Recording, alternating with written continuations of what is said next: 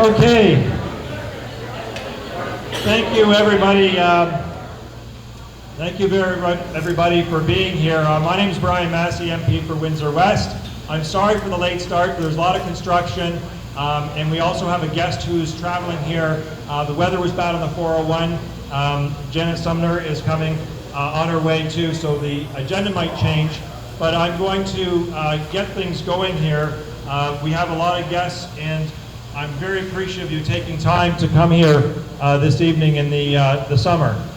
It's very impressive. One of the reasons we wanted to have this meeting is that when we were fighting for a new border crossing, one of the kind of pivotal things that was done was bringing in experts and other people from elsewhere. We had our local people that are terrific, but also we found that there's some other best practices out there. And what we found is that you didn't just have a border crossing anywhere else owned by a private American billionaire. What you found is the community was very much engaged through a border authority. So we brought in the Fort Erie, the Buffalo, and Niagara, and that led to actually our Refuge crossing. So similar to that is that we have Ojibwe Shores here, and then we have the connection of a series of parks that are wonderful. And we have so many wonderful people here that have been stewards of that, and we're going to have presentations. The first thing I do want to say is that we are thankful to being on the traditional territory of the Three Fires Confederacy, First Nations, which includes the Ojibwa, the Ottawa, and the Potawatomi. And we respect the long-standing relationships with First Nations people. That is a 100-mile wide Windsor-Essex Peninsula that has led to our Detroit. So this town hall, and I'm going to be just quoting, I think, one quote, and then we're going to turn it over to our guest speakers. We have 10 of them today. With some good presentations, and this will also be taped, and we'll be putting it up for others to be able to share. But I am going to start with a statement here that I thought was really unique and something that also applies. It's from across the planet. It's from Michelle Pryor, President of the National Park Association of Queensland, Australia, and it's entitled "The Benefits of National Parks." National parks are a national achievement and a cornerstone of modern enlightened society. Not only are national parks famous worldwide, form part of our national identity, they provide an abundance of benefits. Reclaimed from the past as a legacy for the future, they are fundamental aspects of life today. National parks protect our natural heritage, a magnificent spectrum of spectacular landscapes and unique wildlife, while also contributing significantly to our personal health and well-being. They are a major draw card in the annual nature-based tourism industry and also provide valuable ecosystem services protecting our water catchments and moderating our climate. National parks have the most generous form of land tenure available, being publicly available to all. They attract millions of people each year. A simple walk in a protected forest has been shown to lower blood pressure and improve immune systems. National parks connect us to our country, our land, our community. They contribute to bridging the gap between traditional peoples and those who have come after. They provide a place of refuge for our fast-paced and often stressful lives, and an invaluable counterbalancing the urban life. National parks are the last bastion for conservation and are critical for conserving our unique biodiversity and saving threatened species in decline. They protect the irreplaceable. National parks protect the areas that are most critical in preventing extinctions of some of the world's threatened mammals, birds, and amphibians. National parks protect beauty and diversity. They can be places of pilgrimage, places of resounding silence, or indescribable brilliance, places where we can feel an integral part of nature and the world, places where we recreate ourselves. National parks also have another benefit. They show us that nature can be valued just for itself, quiet, separated, and how it serves any end. Again, that's Michelle Pryor. So tonight, we're going to start with thanks to Mark Bartlett, President of Unifor Windsor Regional Environmental Council. Please, Mark. Thank you, Brian. So, you know, in light of the ongoing crisis in the Amazon's burning, right? Our efforts are even more important to preserve these small pockets of biodiversity like Ojibwe.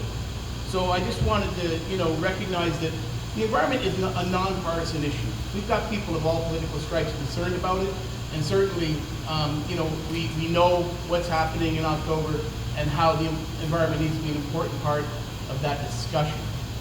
So, also very exciting to see a lot of new faces, lots of people that I know, but also people, concerned citizens that are here to deal with this issue. So I stand here on the shoulders of the late brother Rick Coronado. Many of you know Rick, and he was my inspiration and mentor, and really a defender of our environment and Ojibwe Park, the Ojibwe complex. I also wanted to acknowledge the recent loss of Sister Pat Noonan, another person who really worked hard on these issues, right?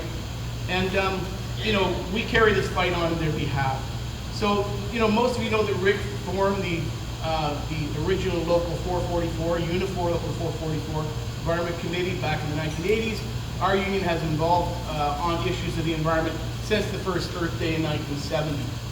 So, locally through our Unifor Windsor Regional Environment Council, we represent 11 local unions. The District Labor Council, of course, is involved in these issues. Anybody who doesn't really know a lot about labor and the environment, at the back table is our statement on the environment from Unifor, and I think you'll see that we share many of the values of people that value the environment here. Our members, our representatives, we represent our community on all issues inside and outside of the workplace. However, the work that we've done over the years is in supporting and helping many of the organizations that are working on the ground to save Ojibwe Park and, of course, the complex. So the real day-to-day work on the protection of this incredibly important area has been led by many individuals and organizations. Just gonna, please forgive me if I forget any. There's lots of individuals, but the Citizens Environment Alliance, Essex County Field Naturalists, the Friends of Ojibwe Prairie, Save Ojibwe, Ojibwe Defense, Gaia Women, Friends of Save Ojibwe, Ojibwe National Urban Park, Ojibwe Prairie National Urban Park Supporters, Wildlife Preservation Canada, OPER Environmental Committee, the Essex Region Conservation Authority, the Detroit River Cleanup Committee. There's probably more that I'm not going to mention. All sorts of folks in this community that have been fighting hard over the years on the ground every day, sacrificing their time, sacrificing to make sure that we have this beautiful resource and that, of course, future generations do as well. So with that, I'm just going to turn it over to our next speaker, and I want to say thank you for your hard work and for being here.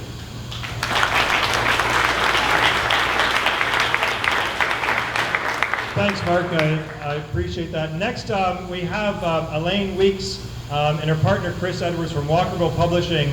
They're local historical experts, written 7 books together, and they're going to provide some background about the area that we're talking about. It's extensive. It runs from the Detroit, basically, shoreline for Ojibwe shores to a series of municipal and provincial and other territorial areas, right up even next to the Herb Gray Parkway here. So Elaine's going to provide us with some background here. Thank you, Elaine. Thank you, Brian. Chris, can you set this up for me again while I say something?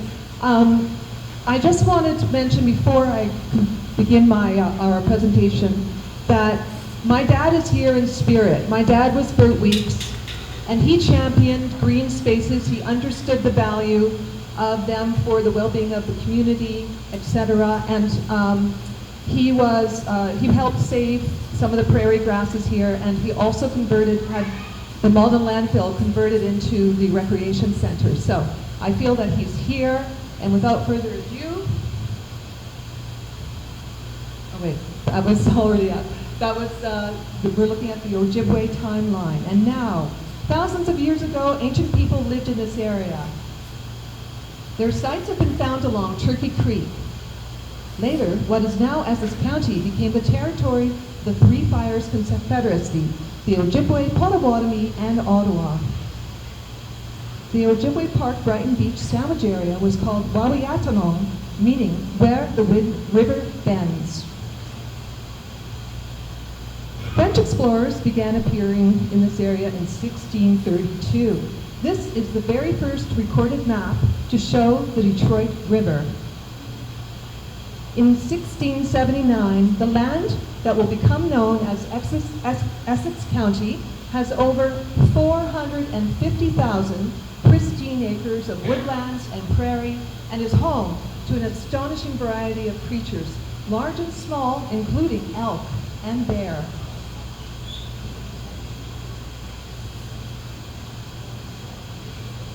Then we have the arrival of Cadillac in 1701.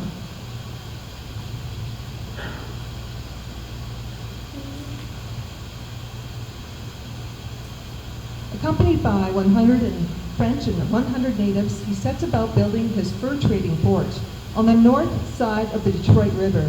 Things will never be the same. He writes, the golden pheasant, the quail, the partridge, the woodcock, the teeming turtle dove swarm in the woods of full-grown trees. 1749, settlement begins. The French are granted land between what is now Sandwich and Turkey Creek, called Petite Côte, Little Coast. It's the first major European farming community in southern Ontario. They farm close to the river, the main transportation route. After the British gained control of Detroit in 1763, the town of Sandwich is planned and established by 1797. The Huron people are moved to a small wedge of land next to Assumption Church and another reserve south of Sandwich. The indigenous people are later relocated to Walpole Island and the Leamington area. Here we have what was happening in the 1800s. Farmers begin clearing the inland forest, but have difficulty due to the size and density of the trees. They grow to hate them. They starve the trees by cutting deep gashes in the bark, and they burn them. The red glow can be seen from Fort Chicago, 300 miles away. In 1823, the first naturalist arrives to study and collect unusual specimens found only here. 5 years later, local elk become extinct. In 1864, the people of Sandwich think salt and oil deposits near the south end of town mean they could strike it rich. A local businessman has an oil well sunk on his land in the Brighton Beach area. A giant plume shoots into the air, but it's not oil, it's water. Thousands of people come from all over Canada and the US to see the incredible mineral spring. The water is tested and found to be the best in the world. The businessman builds a hotel on the site. The oil company erects a bathhouse. The Lagoon Park Canal, also known as the Sandwich Canal, is dug from Russell Street to the river. A ferry runs from the foot of Woodward in downtown Detroit. 25,000 people come to Sandwich and Ojibwe on Saturdays and holidays. Some think the mineral water will cure them of diseases. In fact, after bathing in it, many leave their crutches and canes behind. But the spring dries up in the early 1900s. Here we see in 1881 that Essex County is almost completely covered by farms and urban development. 3 years later, much of the larger wildlife is gone. Passenger pigeons are almost extinct. The last local trumpeter swan is shot and killed on Lake St. Clair. A field naturalist collecting Canadian flora and fauna proclaims Ojibwe a garden of rarities and the eastern extension of the prairie flora in 1892. 5 years later, the last greater prairie chicken is killed on Fighting Island. In 1913, Ojibwe becomes incorporated as a town. U.S. Steel Corporation, owner of the industrial Zug Island in the Detroit River, purchases 1,400 acres for a huge steel plant, the next large industrial center in North America. And you can see how few acres of forest now remain in Essex County. World War I halts the building of the project, but the land is ready for development. Ojibwe is to become a company town, and plans are drawn for major residential growth.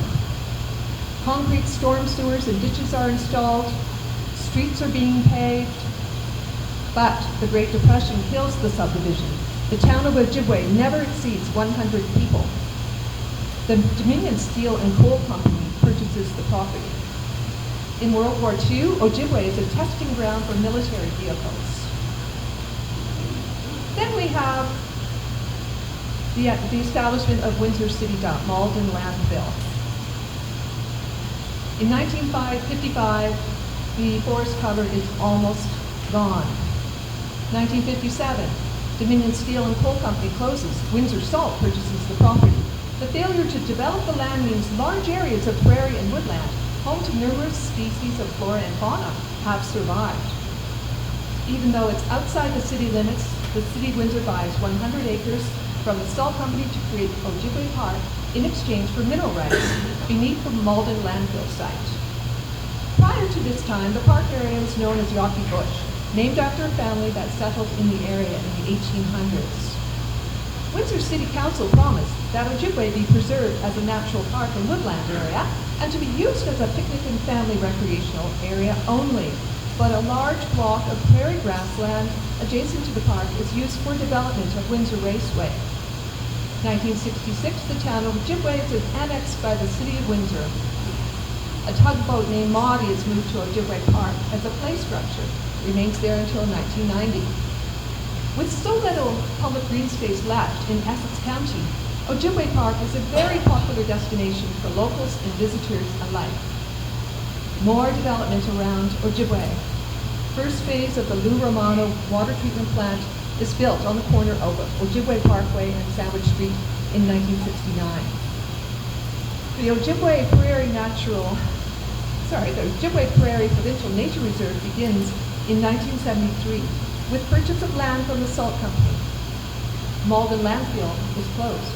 The original Ojibwe Nature Center opens in 1976. Windsor Racetrack closes in 2012. Demolition begins 3 years later. Locals are concerned about plans for a big box shopping center and hope land can be added to the Ojibwe Park complex instead. 2017, efforts begin to save Ojibwe shores, the only undeveloped riverfront land left. Added to the Ojibwe complex and create a national urban park, home to over 160 rare species that would promote ecotourism. History might be made and preserved if Ojibwe National Park in Windsor is created, thus saving this small and precious natural area home to many endangered species. Thank you so much for your attention.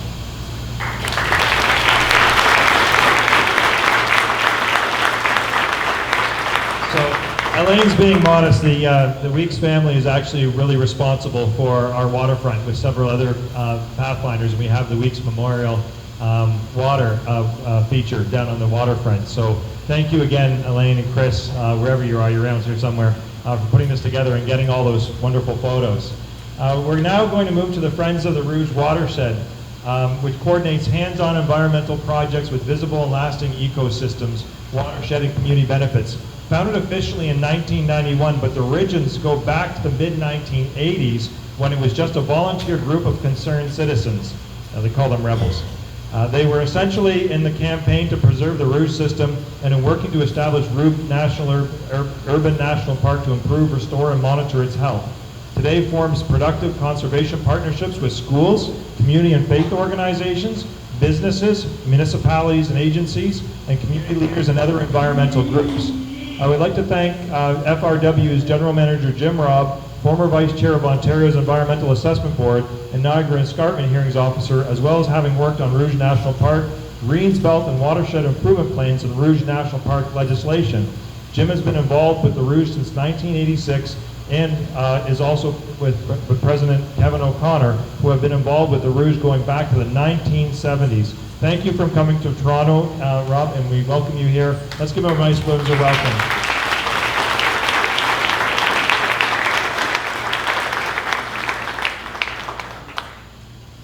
First, I wanted to thank the people here who've worked to protect and restore that beautiful Ojibwe Shores nature area. We went to it today. We just had a short visit, and I learned that we have 1,700 plus species in the Rouge, and about 3 dozen species is at risk.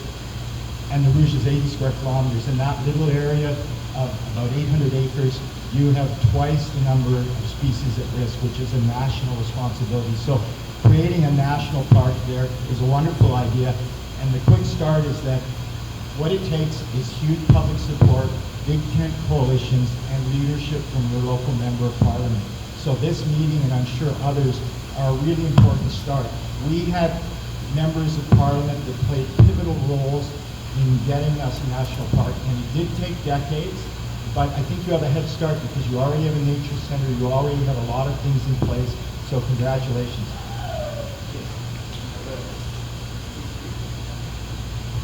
Just wait to get up. I'll have to rush through these slides. That's okay. Can everybody hear? A little bit louder? Yeah, okay. Louder? Yeah, so yell into the mic. Okay. We're auto workers and we're neighbors that yell at each other back and forth, nice pleasantries. And Rick Coronado was working with us back 30 years ago in the original Rouge Park plans, where we had a very big tent with a lot of people, and Rick from the Ontario Auto Workers, the Ontario Federation of Agriculture, the Ontario Federation of Anglers and Hunters. It was a very big tent.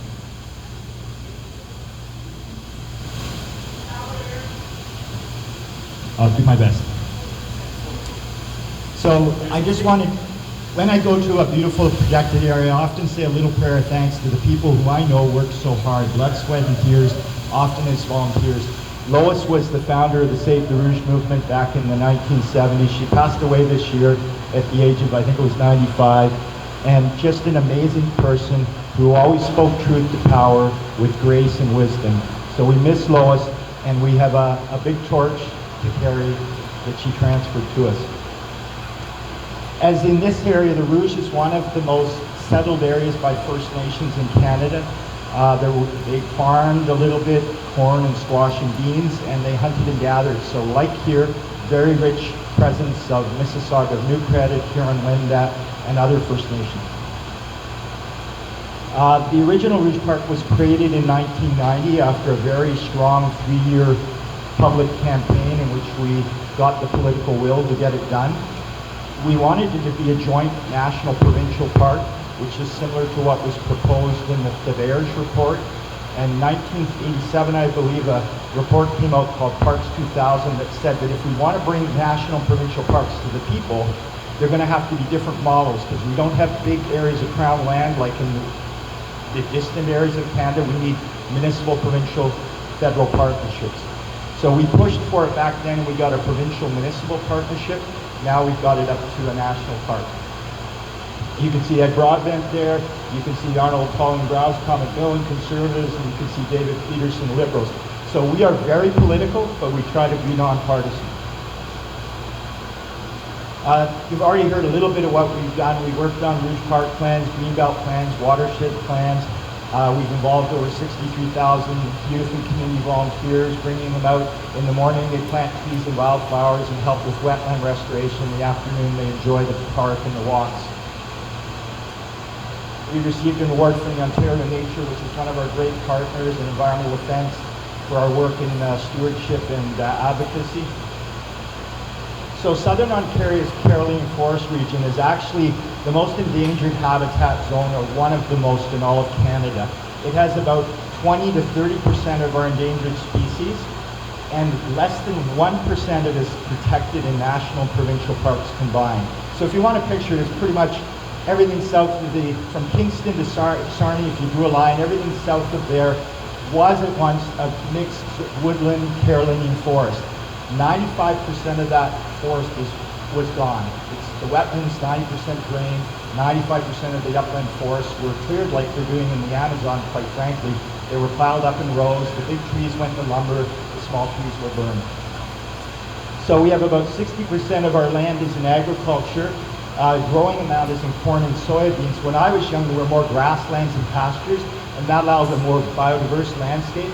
With the onset of sort of soybeans and corn, there's little less opportunity for places for nature to coexist. The pastures and the grasslands and the hay fields used to provide that. We're about 20% settlement.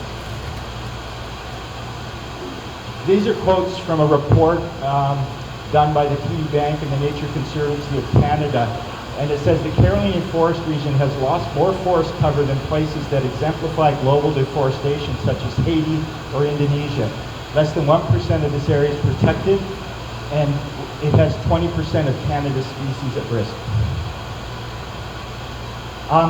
you have two key federal mandates here at least. One is you're in a Great Lakes water quality area of concern, the Detroit River, which the federal government has responsibility to help work with the United States to clean it up, and this is along that shoreline. You also have many species at risk, as I learned today from Derek Slater, a naturalist at the Ojibwe Nature Center.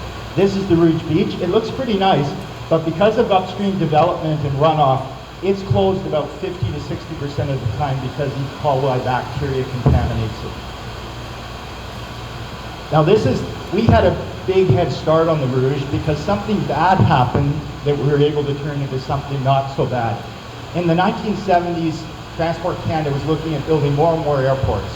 So they knew the city of Toronto was sprawling out, so they actually bought 80 square kilometers in North Pickering. This is Highway 7, if you know the area. It goes up to around Stouffville and Uxbridge. At that time, it was Pierre Trudeau, who was the federal.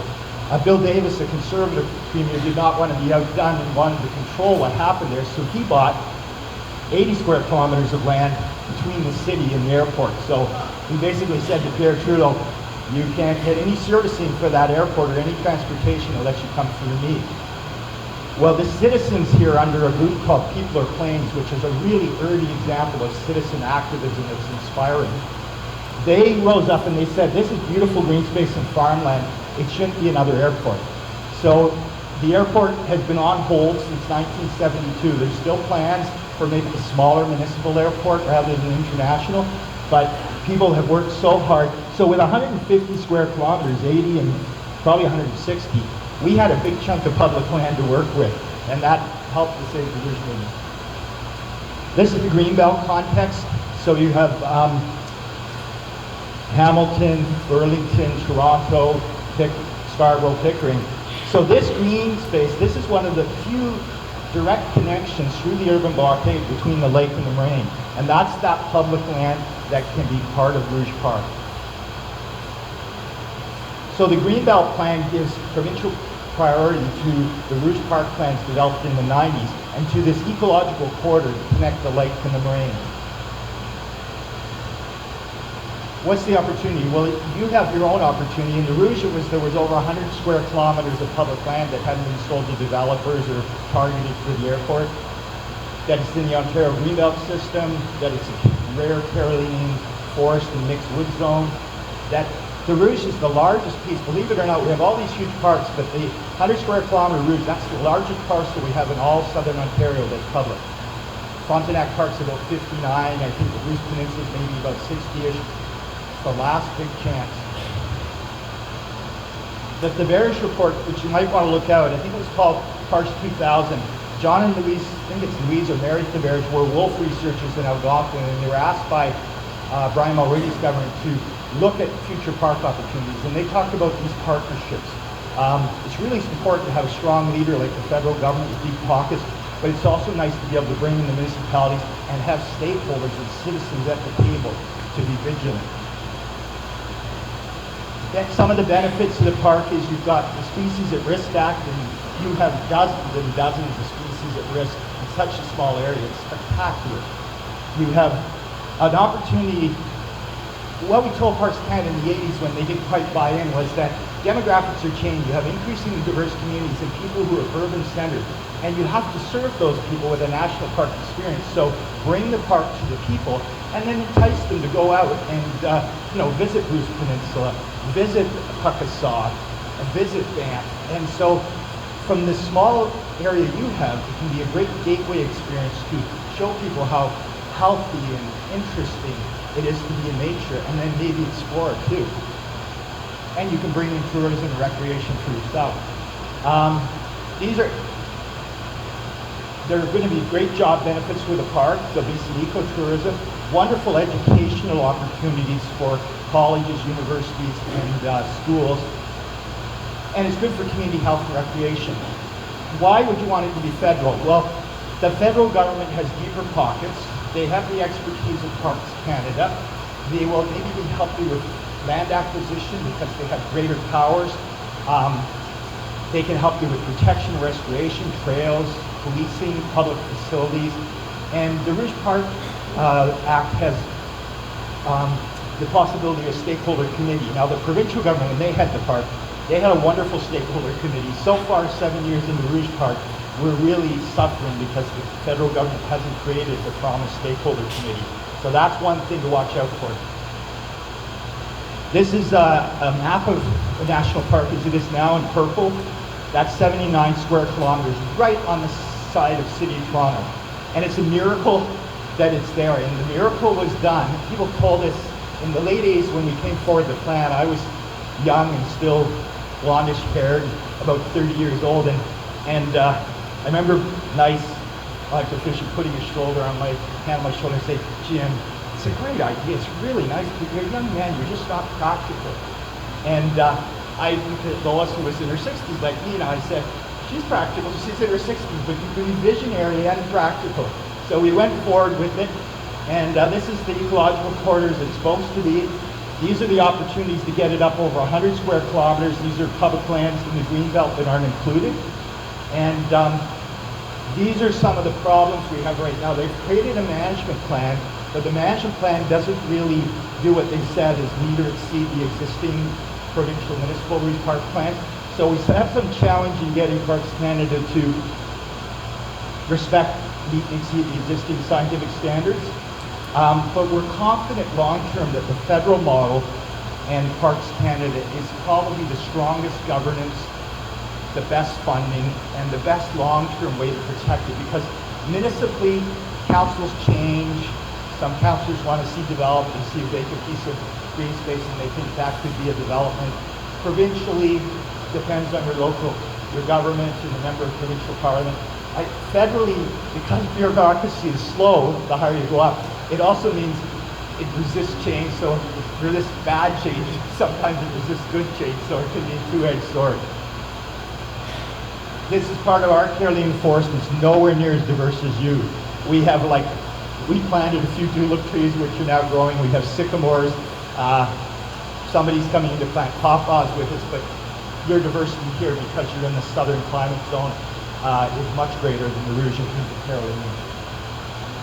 A few of the interesting species in the Rouge. We have, I think, over 30 species at risk. I think you have well over 60, maybe 150 what I heard earlier. One of the things Friends of the Rouge did, we argued for ecological integrity. Ecological integrity is three things.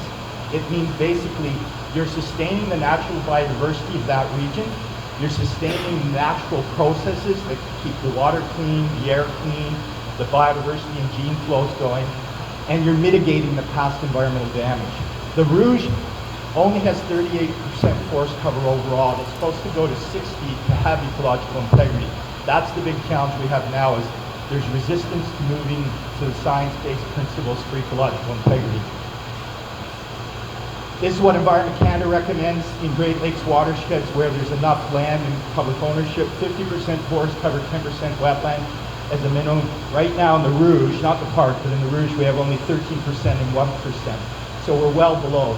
In the park itself it's about 38%. Now your numbers won't be the same because Carolinian grasslands, southern grasslands like you have, need to be protected and not reforested. You need to protect them as those beautiful fire successional grasslands.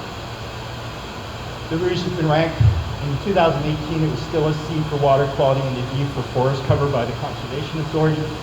And what the Conservation Authority said is that the habitat is so fragmented, there's so many small parcels separated by roads that unless we restore the size of habitat patches and their connectivity, we will gradually see the extirpation and loss of the species that are there. The two things that really, well there's 3 or 4 things that kill biodiversity. One is habitat loss, like what's going on in these Amazon and what happened here in the 1800s. The second one's fragmentation, roads, urban communities that break them up, hard structures where the animals get killed moving from habitat patch A to B. And probably a third big one is invasive species. When you have a lot of edges, you get a lot of invasive species coming in and they drive out the more sensitive. Why do we need to restore habitat? Well, in the Rouge, to have any sense of sustaining biodiversity, we need to get up to a minimum of 60% forest cover. It will be different in your park because your park has more grasslands. The Rouge isn't really in the grassland area as much. Why do we need to restore lands? Well, the Insurance Bureau of Canada has said we do for practical reasons of increasing the costly impacts of climate change and flooding. The Calgary flood, $5 billion, it's about $3,000 a person. Now, we're not feeling it directly in our wallet yet because it's coming in through increasing insurance costs, provincial taxes, municipal. So you're paying for it already, but you're not really feeling it. So unless we do something, that cost's going to get more painful. $1 billion just from a big thunderstorm in Toronto in 2013. This is Finch Avenue in, I think it's North York.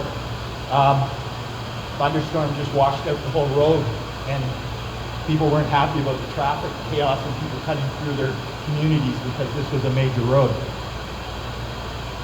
So in a 2018 report, the Insurance Bureau of Canada, and I think it was the University of Waterloo worked on it, said that forest and wetland restoration is urgently needed and that it's one of the most cost-effective ways to actually combat flooding, pollution, and climate change.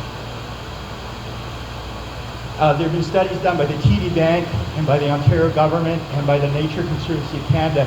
They estimate that each hectare of forest, which is 2 football fields, 100 meters by 100 meters, each hectare gives back to the community $20,000 every year in terms of cleaner air, cleaner water, less flooding, improved biodiversity. A wetland near an urban area, $160,000 per year. So this kind of green infrastructure, it's actually keeping us healthy, it's protecting us, and protecting the Ojibwe shores protects wonderful wetlands, forests, grasslands. This is an example of why ecological restoration. This was a gravel pit. You probably can't see it up here.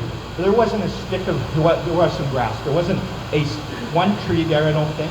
And it was basically barren. They went down, took all the soil out, took the gravel out, and they left it. And we came in, we said to the City of Toronto, why don't you work with us? And we'll put back ponds, we'll bring in soil, and we'll try to restore it. That's now home to several nationally rare species. There's beaver living there, mink, muskrat, otters visit it. It has endangered turtles like landings and snapping turtles breeding and nesting there. And this is only like 10 or 15 years, 15 years apart. So Mother Nature's more forgiving than environmentalists sometimes think, much less forgiving than people who want to exploit it. So there's a happy medium there where if you help Mother Nature, she will give back. These are some summer students we hired. This is a planting, this tree. Oh, is that tree? And you can see how this, from going from barren soil to this beautiful wildflower meadow where bees and pollinators and butterflies and people can enjoy it.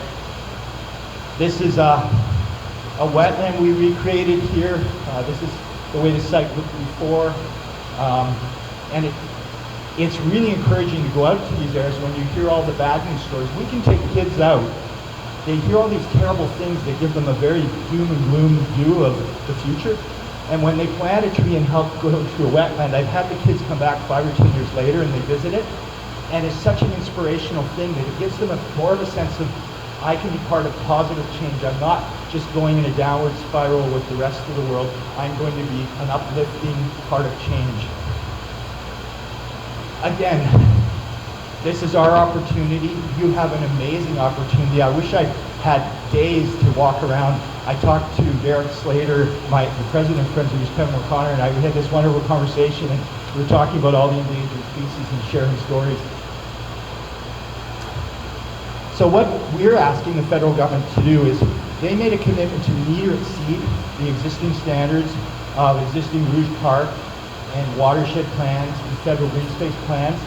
And the management plan that we got initially doesn't do that, so we're asking to follow through to bring the forest cover to 50% by 2029, 60% by 2044, to restore the Greenbelt and Rouge Park main ecological corridor, and to add some of the surrounding public lands to make it 100 square kilometers. The price of having these areas is eternal vigilance. Why should you have community-based organizations? The whole thing on this is community support, and people attending meetings like this builds political will. And if you have to find, we had political leaders that were against it. We found the ones who weren't in with the developers, who weren't more interested in vacant piece of land, and we found the ones who were willing to support it, and we helped them. as nonpartisan volunteers, we help them. We can't, as we're charitable group or that, you can't get involved in partisan, but you can say, this person's helping me, I'm going to help that person, and I'm going to give credit where credit is due. You have to be vigilant. I thought when we got the original Rouge Park in 1990, I was still fairly young and fairly politically naive, and I thought, well, we've done it. And then, you know, we killed a landfill, we killed a major 4-lane highway, we stopped proposal to put houses all over around the Rouge. We stopped those 3 big threats, but other threats immediately raised their heads. So I hate to tell you this, but it's a long-term job, and I'm working right now to hand off the torch to the next generation. I'll work on it, keep working on it, but I'm hoping some young people can bring vitality and youth. So you need to be vigilant. You need to be vigilant and involved to promote timely environmental action. There's probably areas in your park you can do with some help. I heard a wonderful story about how they purchased a piece of land and the houses, the people left, the houses left, and they filled the basements with rocks, and now they're full of, some people might not like them, but they're wonderful rare snakes are now live in the winter. They go underneath the rocks in the old basements. And so it was amazing how they made use of what was there. Cost effectiveness. That wetland that we did with the City of Toronto, they put out contract bids for it, and we ended up doing it for about 20% of what they would have had to pay, because we got in-kind donations of labor, in-kind donations of equipment, and when you're passionate, you just work harder and longer for less. So citizens groups can really be part of cost-effective program delivery. Citizens groups can also sometimes help politicians cut through red tape. As you go up in levels of government, there does tend to be more red tape, there's more layers. So you really need people who will work together to find creative win-win ways of doing something at less cost and quicker. And that's one of the ways citizens can be a part of that. And long-term knowledge. I mean, it was so nice to have the history of this area and to understand all that knowledge. The problem when people fly in from Toronto or from Ottawa or from anywhere and they say, don't worry, we're the experts. We'll do it for you now. Is that when you don't have that long-term knowledge and passion and local connection with the community, you really lose a lot of the value. So you have to maintain that through stakeholder involvement. And it's about short-term community interest versus vested interest. Most of the proposals to destroy these areas will be somebody who says they can make a buck on it. And there may be a local councillor that they can listen to that has sympathy, a local member of provincial parliament. At the federal government, it's not perfect, but it's up here looking at a big picture issue and a hopefully longer term. So hopefully in the federal government, as I say, it might be slower moving forward, but hopefully it's slower going backwards. It doesn't go backwards. We've been very happy to have wonderful, these are just a few of the many groups that have helped us, like Ontario Nature, Environmental Defence, and the World Wildlife Fund, Canadian Environment. The list goes on and on. And building a big tent coalition is really important. These groups have expertise. Two things to be aware of that you want to watch out for. So you have to identify the ongoing development pressures and maybe have proactive plans. When I joined St. Rouge in 1985-86, they were fighting little fires here, development there. And myself and other people said, let's go from strictly opposition to opposition but proposition. So we proposed something bigger and more beautiful, a park, and people like to say yes. They could say yes to the park, but if you said, come and fight this development, they would, locally, but you might not get the big tent, large support. So when you have a national park, you're working in a big framework with a lot of potential people of interest to you. Look out for the lowest common denominator. Sometimes when you don't have the passion of local groups, you'll get people there who will say, it's like you end up going over the cliff because they say, well, take a step back, you know, and we're pretty much at the end because why don't we both take a step back and cut it in the middle? Well, when you're backing up and there's an environmental cliff behind you, you really have to stand firm and say, no, we need to walk this way. And that's it. Thank you for this opportunity.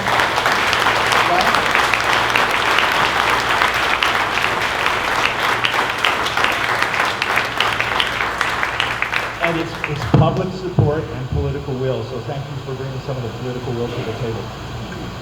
Much for that. That's an amazing story, and just think, it's not even that far down the 401. These are the realities, is the successes that we've seen from other communities. And I'm going to move now to one of our also other neighbors from across the pond, so to speak. Susan is going to be our next guest, and I'm going to give a little bit of information about the Detroit River International Wildlife Refuge. It was established as a result of binational efforts from politicians, conservation leaders, and local communities to build and sustain future of the Detroit River and Western Lake Erie ecosystems.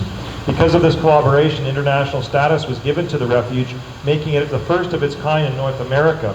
The refuge consists of nearly 6,000 acres of unique habitat, including islands, coastal wetlands, marshes, shoals, and waterfront lands within an authorized boundary extending along 48 miles of shoreline.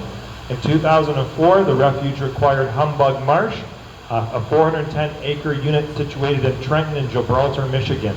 The parcel represents the last mile of undeveloped shoreline along the U.S. mainland of the Detroit River and contains critical habitat for many rare fish and wildlife species. The site has also been designated as Michigan's only wetland of international importance by the 1971 Ramsar Convention.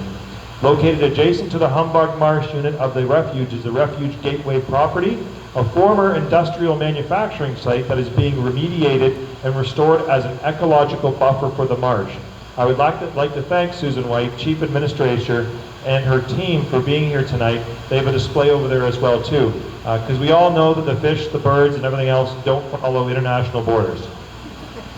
Please, Susan. Thank you.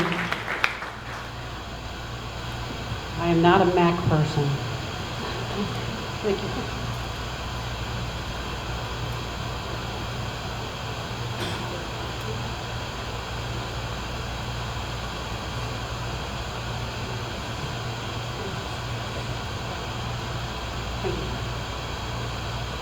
So that was quite an introduction and told you an awful lot about the Detroit River International Wildlife Refuge.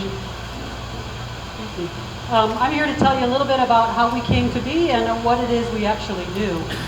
Now, in both Canada and the United States, about 80% of our populations are within urban areas, within urban cities, myself included. So what do we do to connect to nature? How do we develop our relationship with nature? How do we help kids develop a relationship with nature? There's important questions to ask, and that's why we exist, why the Detroit River International Wildlife Refuge was created, to bring communities and people together.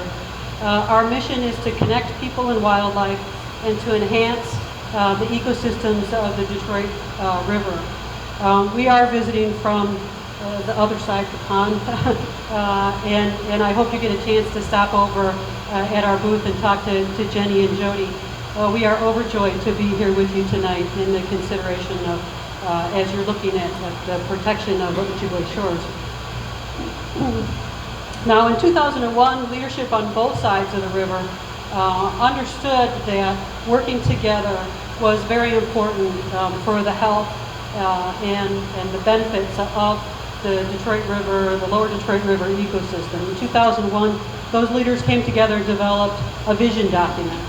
A little bit later in that year, the Congress of the United States followed up on that and established the Detroit River International Wildlife Refuge. So we are a federally protected, like a park, but it's a refuge within the U.S. Fish and Wildlife Service. We have three primary purposes, and very briefly, we're about conservation and management of ecosystems and resources.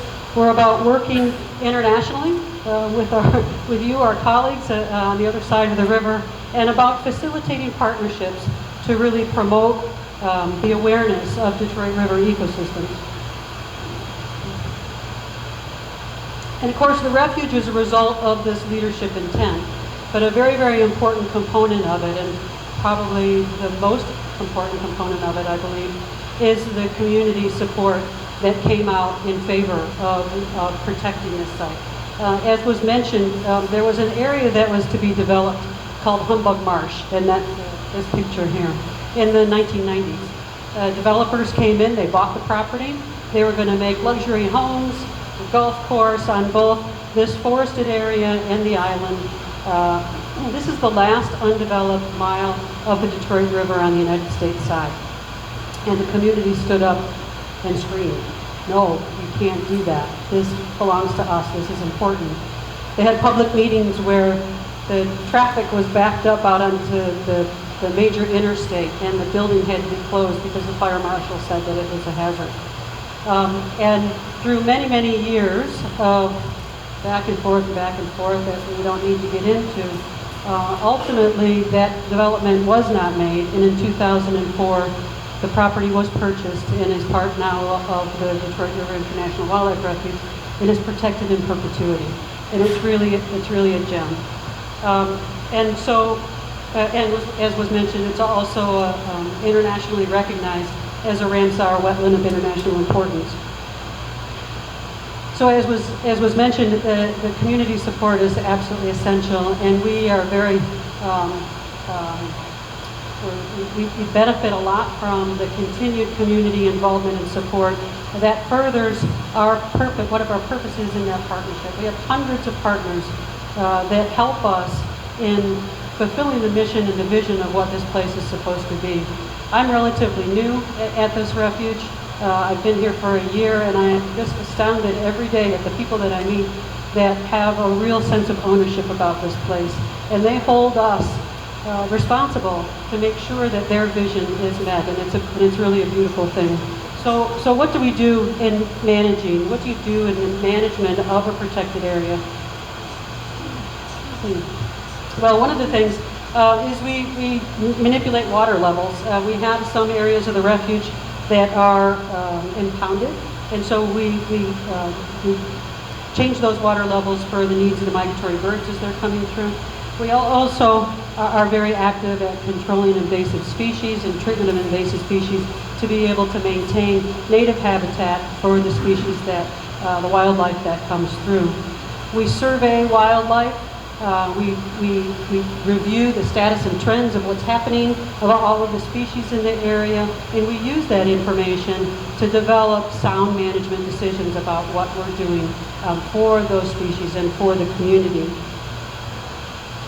We're lucky to be here in the Detroit River in this area. All of us are very, very lucky because this is a convergence of major flyways for migratory birds. With this narrow strait, the birds are just zeroing in on this area, and you all know that just as well as everybody. And of course, the wildlife don't know our political boundaries, thank goodness.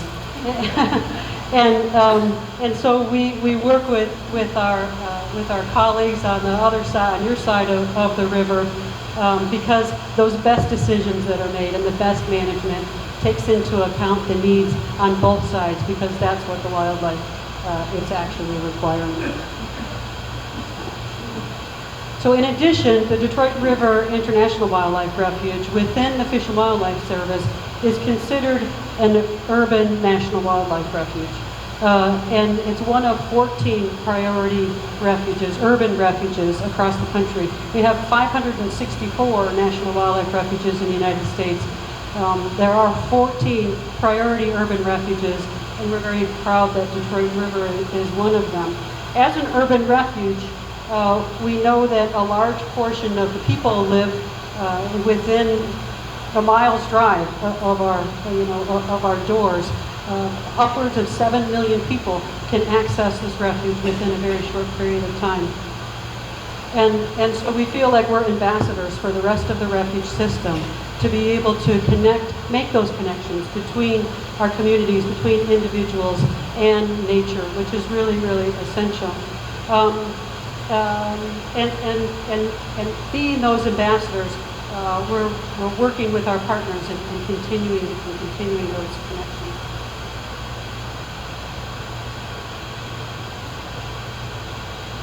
One of the ways that we're able to really protect the wildlife is making these connections with people.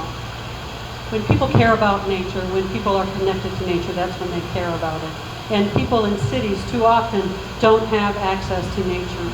And so we're able to provide those opportunities and make those real personal connections with folks. especially young children, from all walks of life. It doesn't matter. The refuge is for everybody. And also school groups.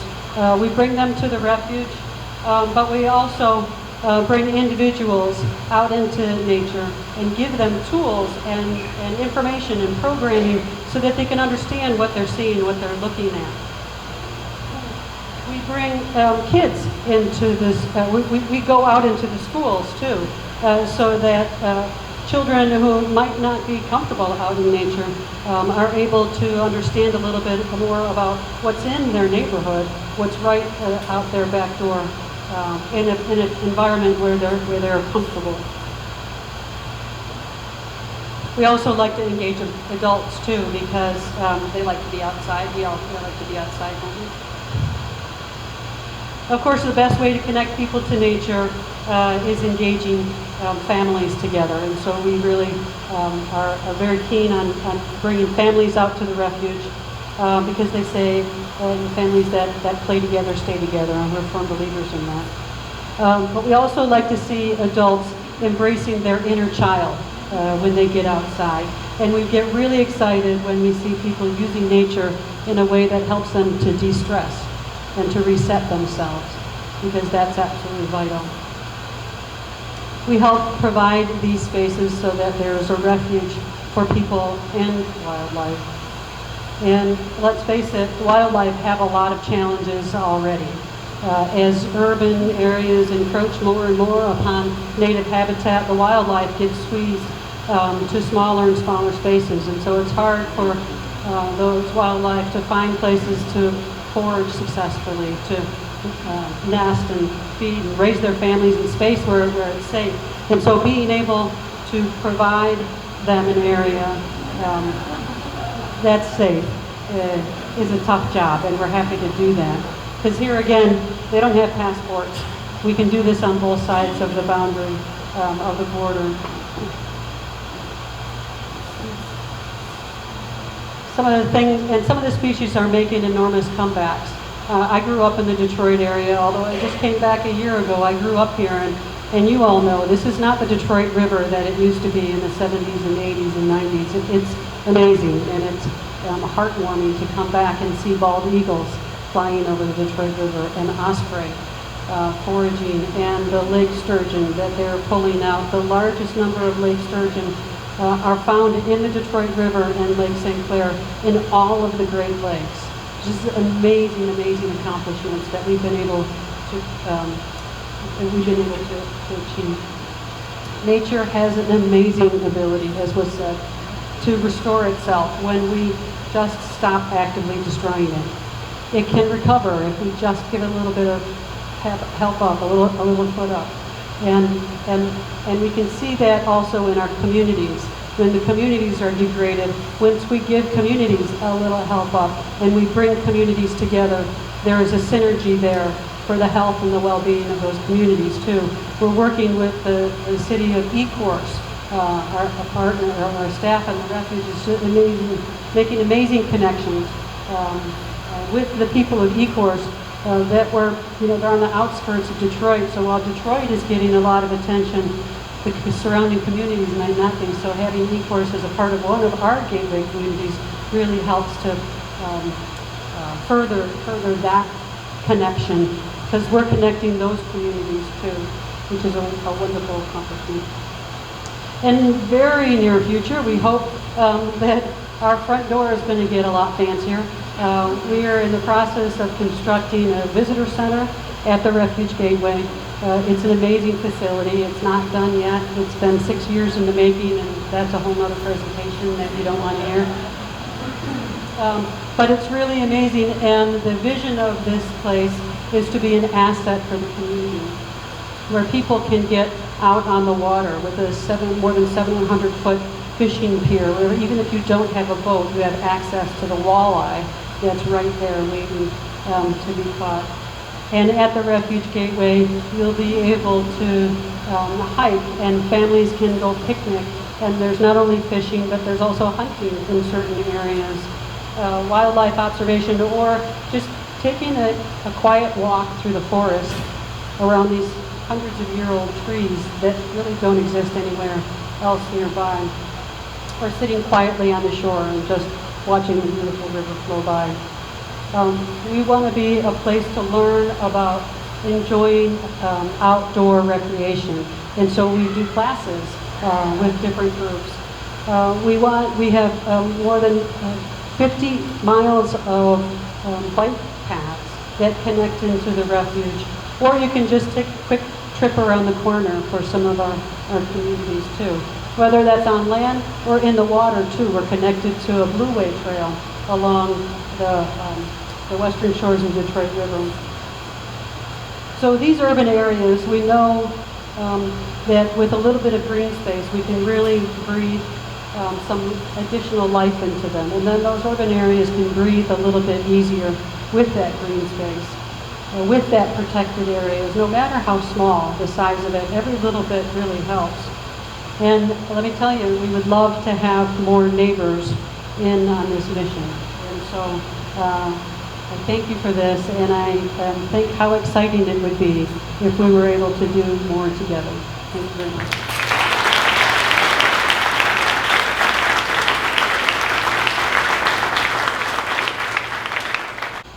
Thank you, Susan. That was amazing. When I started some of my border work, I reached out to a gentleman that's created a friendship to the name. His name is Steve Tabachman. He was then the representative of the Michigan area at the state level across in Detroit. And I reached out to him because when we were trying to build our vision for a border, I looked at a comment he said, and it said, the border shouldn't be a burden. And I always stuck with that. And so reaching out to our American friends is key, because we live in a peninsula here, and sometimes with our border policies it could be a little tricky. But what we need to remember, many communities don't face that kind of barrier. So if we work extra hard, we need to tear down those barriers, because opportunities like that are so important for ourselves and our families. And with that, I want to introduce John to come up, John Hartig, who's also a fellow of the Great Lakes Institute of Environmental Research, which addresses complex environmental problems such as effects of multiple stressors on large lakes and watersheds. Its world-class research has made significant findings for our ecosystem. John was formerly the Detroit National Wildlife Refuge and has also been a local champion of environmental through his work and his passion. I know he's been called on many times and has also been for many meetings to all kinds of different environments. And I'm very grateful for John for coming and joining us for some thoughts today as well too. Please.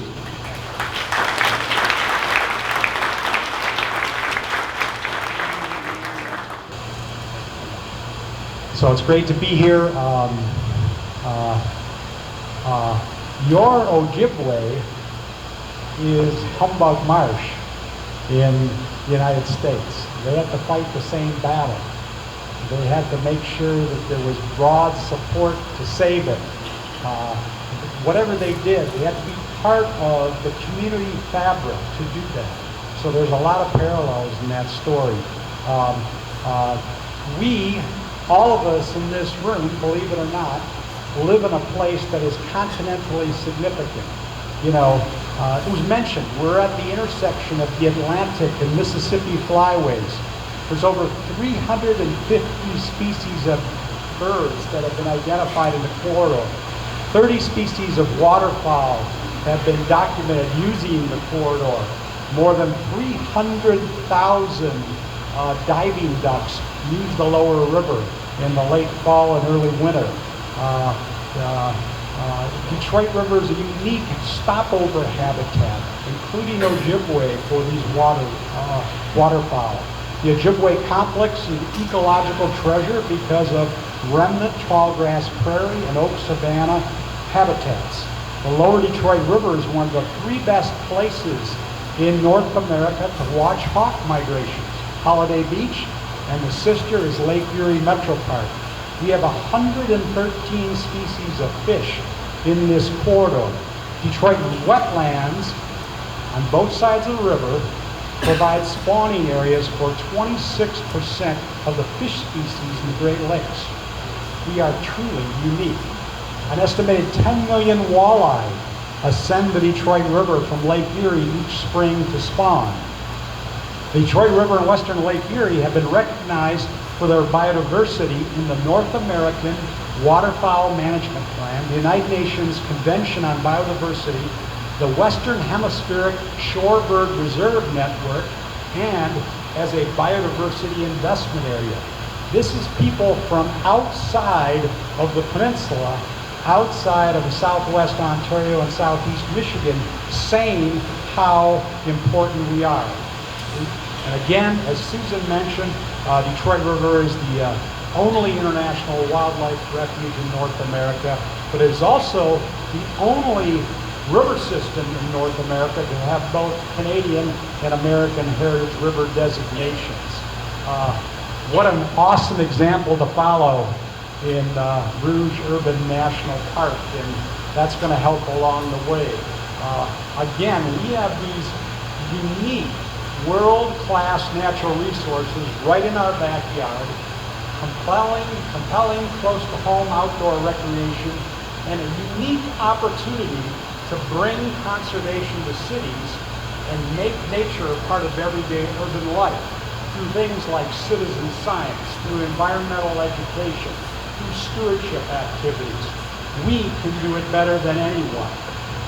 As Susan mentioned, we have a conservation vision signed by both countries to protect this unique ecological corridor.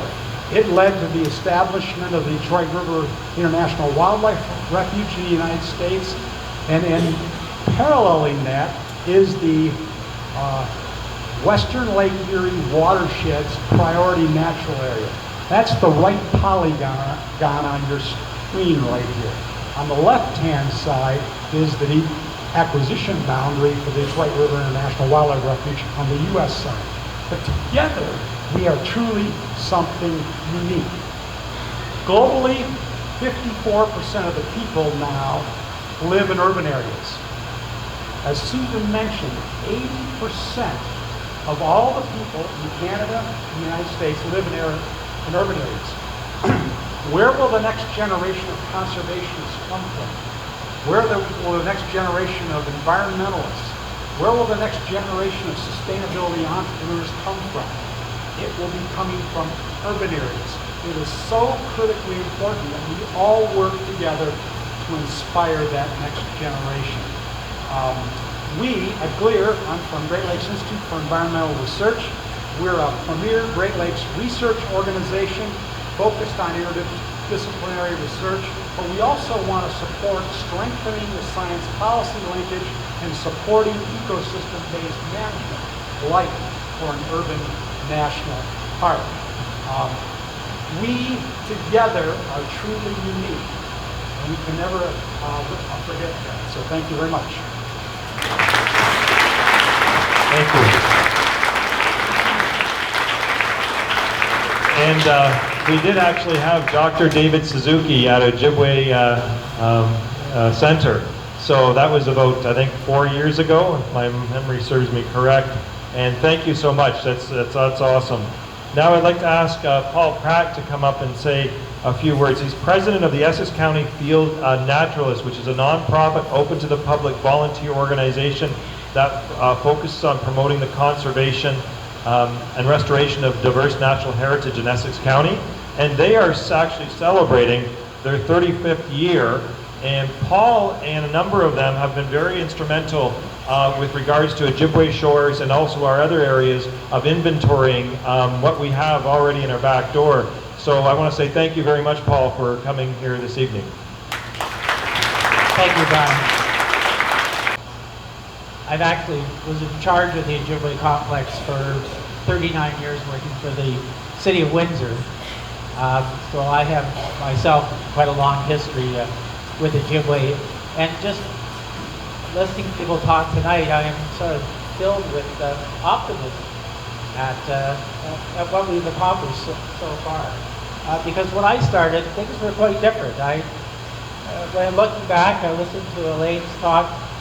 John McCown, back in the days when we actually had a Dominion botanist in Canada, a very unusual position, he walked out from the train station in Sandwich, walked out to the prairie on the 4th of August, 1892, and fell in love with the place. He found all kinds of new plants unknown for Canada there, and he described it as a garden of rarities. And he published it, and it fell on deaf ears. Nobody did anything. Go ahead another 75 years, and in the 1960s, there was a professor from Michigan that came over and did a publication on the Ojibwe Prairie. And he says right in the publication, this, I'm just documenting all these rarities because they're soon going to be gone. He didn't do anything about it. It was just sort of a fait accompli that it would become developed and turned into an urban area. And when you think about it, the reason that it's survived so long, there's a lot of serendipity involved. If we hadn't had World War I and the steel plant had gone ahead, it would have been destroyed. And if the Great Depression didn't come along, it would have been a lot of the housing.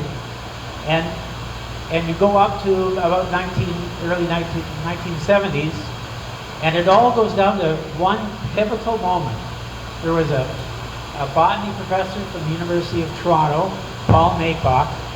He did his graduate work out in Wisconsin. And because he did his graduate work out in Wisconsin, he became very familiar with tall grass prairie. And one day he just happened to be in the Ministry of Natural Resources office in Aylmer, and they got a call there from the salt company that owned the Ojibwe Prairie, saying, we have this vacant land, we don't have any use for it because we're mining salt that's 950 feet below ground. Can you like plant it up with Christmas trees or do something with it? And Paul said, I'll come along with you today and go down to Ojibwe, because I remember that was part of one of my projects in the 1950s. I remember there was something funny about that place. So he came down with him and he walked through it and he went, oh my God, this is tall grass prairie. Like, I'm in Ontario. And he didn't let the ball drop. He went to the salt company and talked to them about, Morton Salt Company, they're spending millions restoring the Morton Arboretum tall grass prairies in Chicago, and here you have one, a native one, right here. And he went to the city of Windsor and he talked to the head of parks, and he went to the Ministry of Natural Resources, and he got the ball rolling and got Ministry of Natural Resources to buy the Ojibwe Prairie Provincial Nature Reserve, the first 86 acres back in 1973. And from there, we really never looked back. The first time I was in Ojibwe in 1970, there were only about 100 acres of natural area protected in the entire city.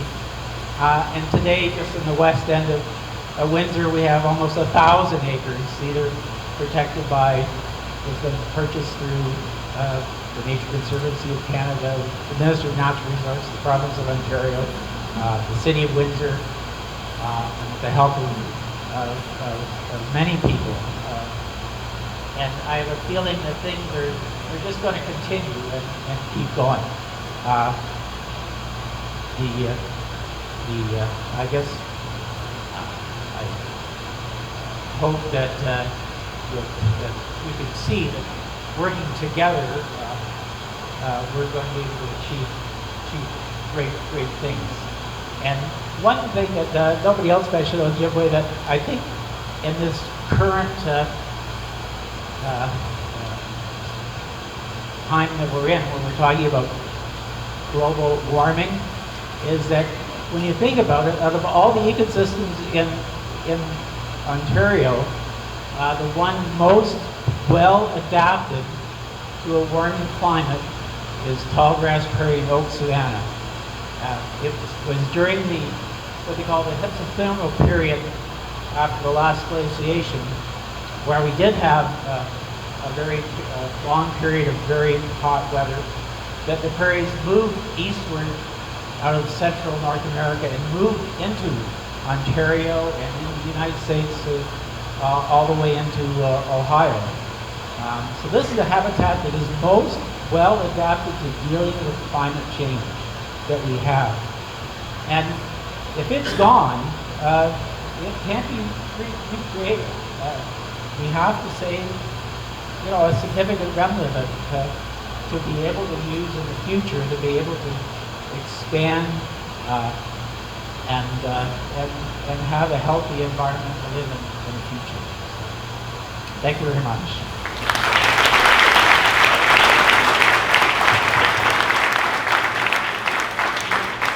Thank you, Paul.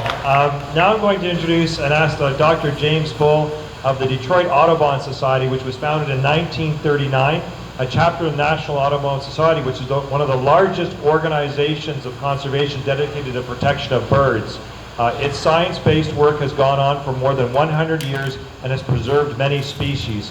So please, warm welcome for Dr. James Bull.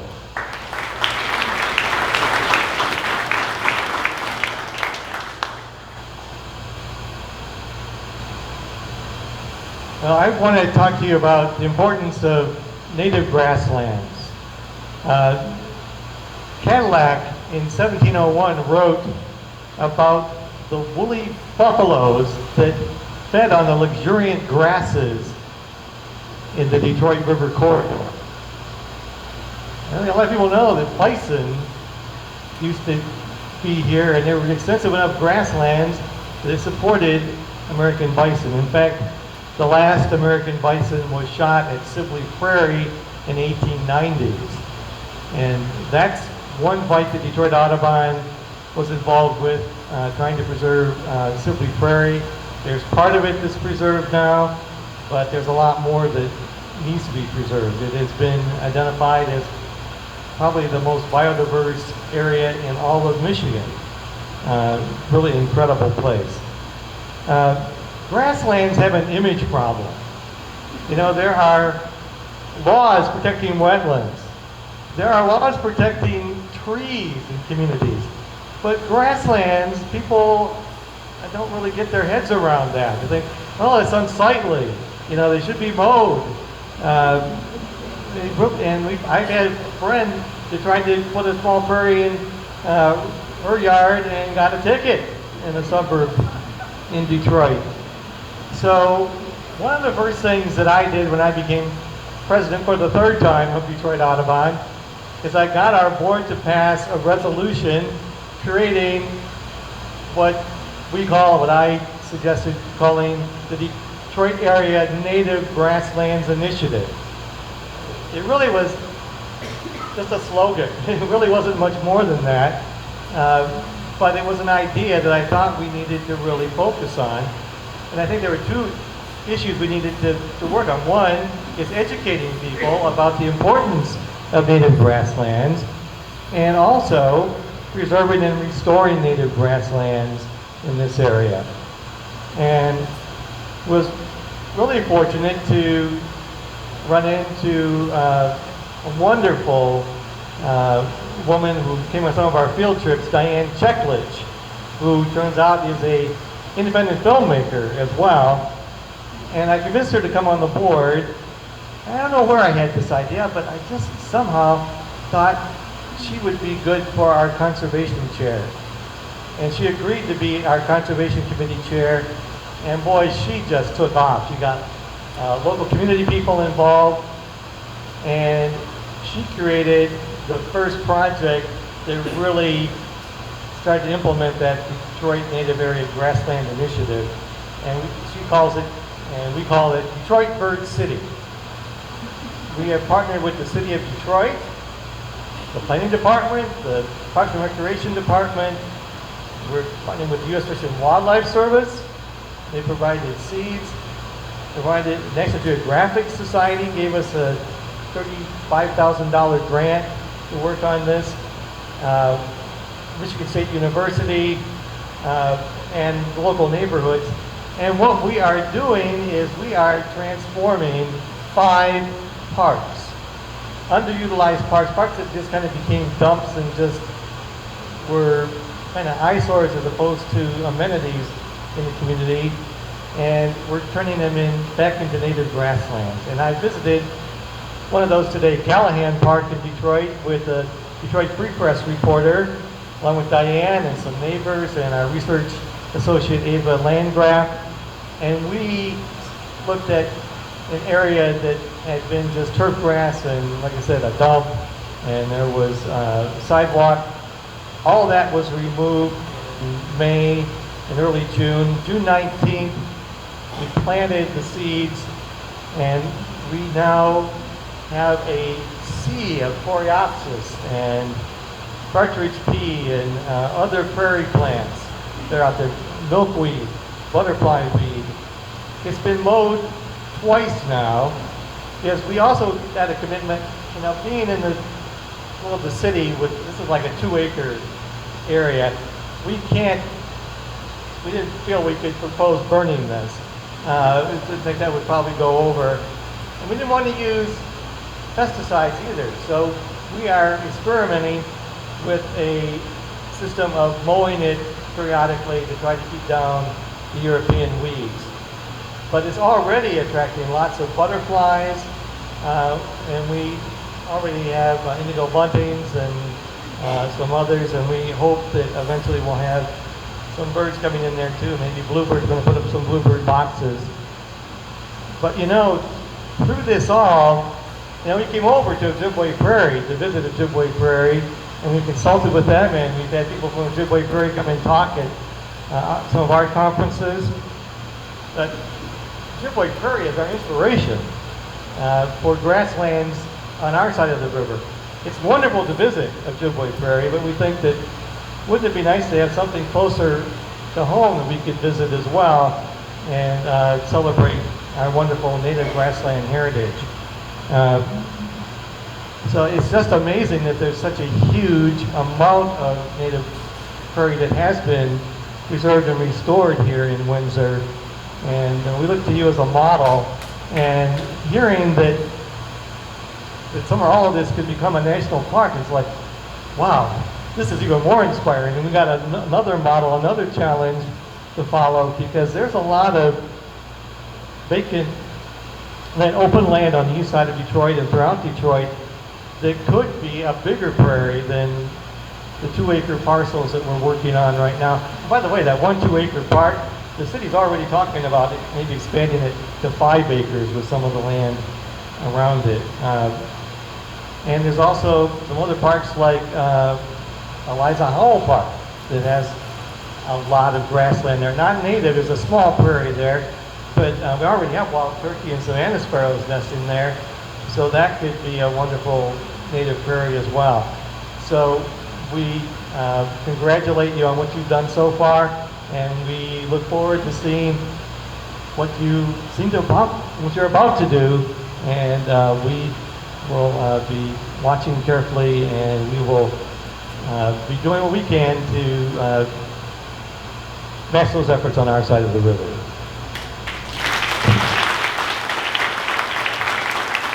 Thank you, Dr. Bullen. See that? The prairie grass is already bringing in money when you come over here for tourism.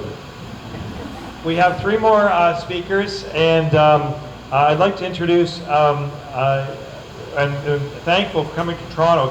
There's a lot of rainfall to get down here, but it's the Wildlands League, and they're one of Canada's preeminent conservation organizations. They protect wilderness by collaborating with communities, governments, First Nations, scientists, and progressive industry to protect nature and find solutions that work for the planet and for all of us.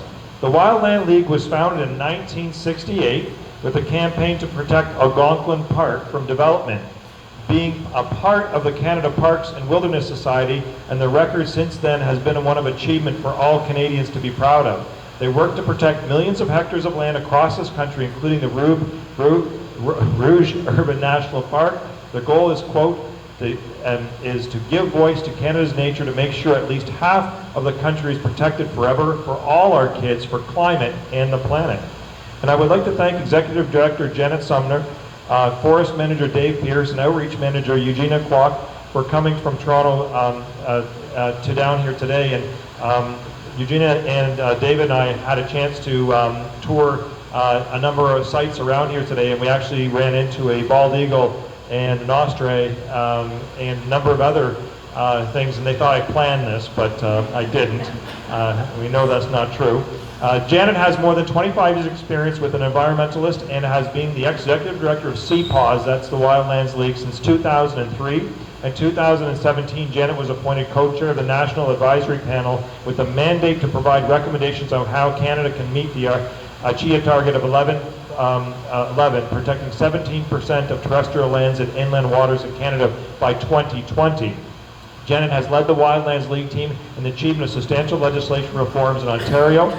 Federally, notably for Ontario, is the new Provincial Protected Areas and Conservation Areas Act from 2007, Mining Act of 2009, and also the Far North Act of 2010, and federally amendments to the Rouge National Urban Park, which I'm familiar with, in 2017.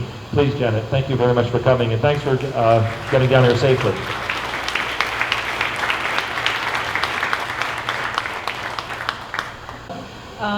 This is like coming home almost for me because I grew up in London. So I used to play ball and soccer in the Windsor and Chatham and Sarnia areas and compete against all the folks that lived here and try to win and go home and be very happy about it. So this is great to be down here for this presentation. So thanks very much. And the reason I was late today was I got a last-minute call to attend an event at Rouge Park because they were announcing the fact that they were going to be now moving ahead with the visitor center, and so the minister was there and various other people, and so it was another milestone in the development of Rouge National Urban Park. I'm going to actually talk a little bit about some of the work that I've been up to, because the work that you're doing here to create another National Urban Park, hopefully, is actually situated within a context that is global. And about, what was it, in 2010, there was an agreement signed to 189 countries agreed that they would protect 17% of the planet. Canada's not there yet, and for 7 years, well, for actually about 5 or 6 years, we did nothing. And it was really not until 2015, with a new government, that we decided to say, okay, let's try to do something. And I'm here to talk a little bit about that and talk about why this is such an auspicious time to be working on another new national urban park. So, as many of you know, the two greatest environmental challenges of our time are climate change and the loss of species. And the thing that most people don't know is that they're interconnected. So the greater the climate change problem is, the more loss of species, and the more areas that we can protect, that'll actually create resilience for climate change. So there is a symbiosis there that they work to help reinforce, and they can also work to make it worse. And right now, we're at a point in time, I believe it's the World Wildlife Fund and the Zoological Society put out a report saying we're on the verge of the 6th mass extinction. A mass extinction is when you've lost 75% of the species, and we're at 60% loss right now. So that's pretty darn catastrophic. So in you can't see the acronym, but it says NAP, and it doesn't actually mean taking a nap. But I was appointed the co-chair of the National Advisory Panel, and we were tasked, and the panel was made up of industry people, forestry, mining, oil and gas, but also Indigenous folks, and we had environmentalists, academics, some former government people, and we were tasked with writing a report on how Canada could actually protect 17%, because we had sat on our haunches for so long and we hadn't done anything. And one of the maps out of that report, it was actually a unanimous report. It has like 35 different recommendations. But one of the things that we did was we came up with this, we produced this map, which shows right down here where you've got less than 1% protected. And that's not a good place to be at. You've also got the highest number of endangered species in the country, or we have, because I live in this area too. And so in the report for the South, I'm going to just focus on the South, we said what you need to do in the south is you need to rebuild, restore, plant, nurture, remove the barriers to protection, and actually create corridors and connectivity. And one of the things that they found out when they did the initial commitments around biodiversity was that they set 19 goals, or 19 priorities. But the only priority that's actually been worked on in any real way is the numeric of protecting 17%. A whole bunch of countries have achieved it, and Canada's really making a surge to try and achieve it before the 2020 deadline. But one of the things that's going to happen post-2020 is there will be a release of new targets, and some are saying the new target is going to be 30% by 2030. That's 30% of the ocean and the land and fresh water. Plus, there will be more than likely a target around corridors and connectivity. And that's what's interesting here. So the other thing that happens with work in the south is it actually helps with climate resilience. As we see ecosystems moving and changing, having intact ecosystems actually creates more resilience. And I think Jam and others have mentioned about the flood risk reduction. And just to give you an example, in Toronto when we had the big ice storm a few years ago, which made me go and buy a house that has a fireplace, the Rouge, the trees in the Rouge were the most resilient. And the reason for that was because they're native. And they're actually a forest. So they stand together and they can resist. And that's the kind of thinking that we need as we venture into this climate change world. And it also said that we needed to start with a connected network of protection. So not just isolated islands, but how do you actually start connecting your networks of protection? And we also recommended that you needed human connection. I think somebody else talked about this, that humans are dealing with a nature deficit disorder where we don't have that connection that we once had, how it feeds our brains, how it makes us very different people when we spend time in nature. And we also need to do it in terms of ethical space.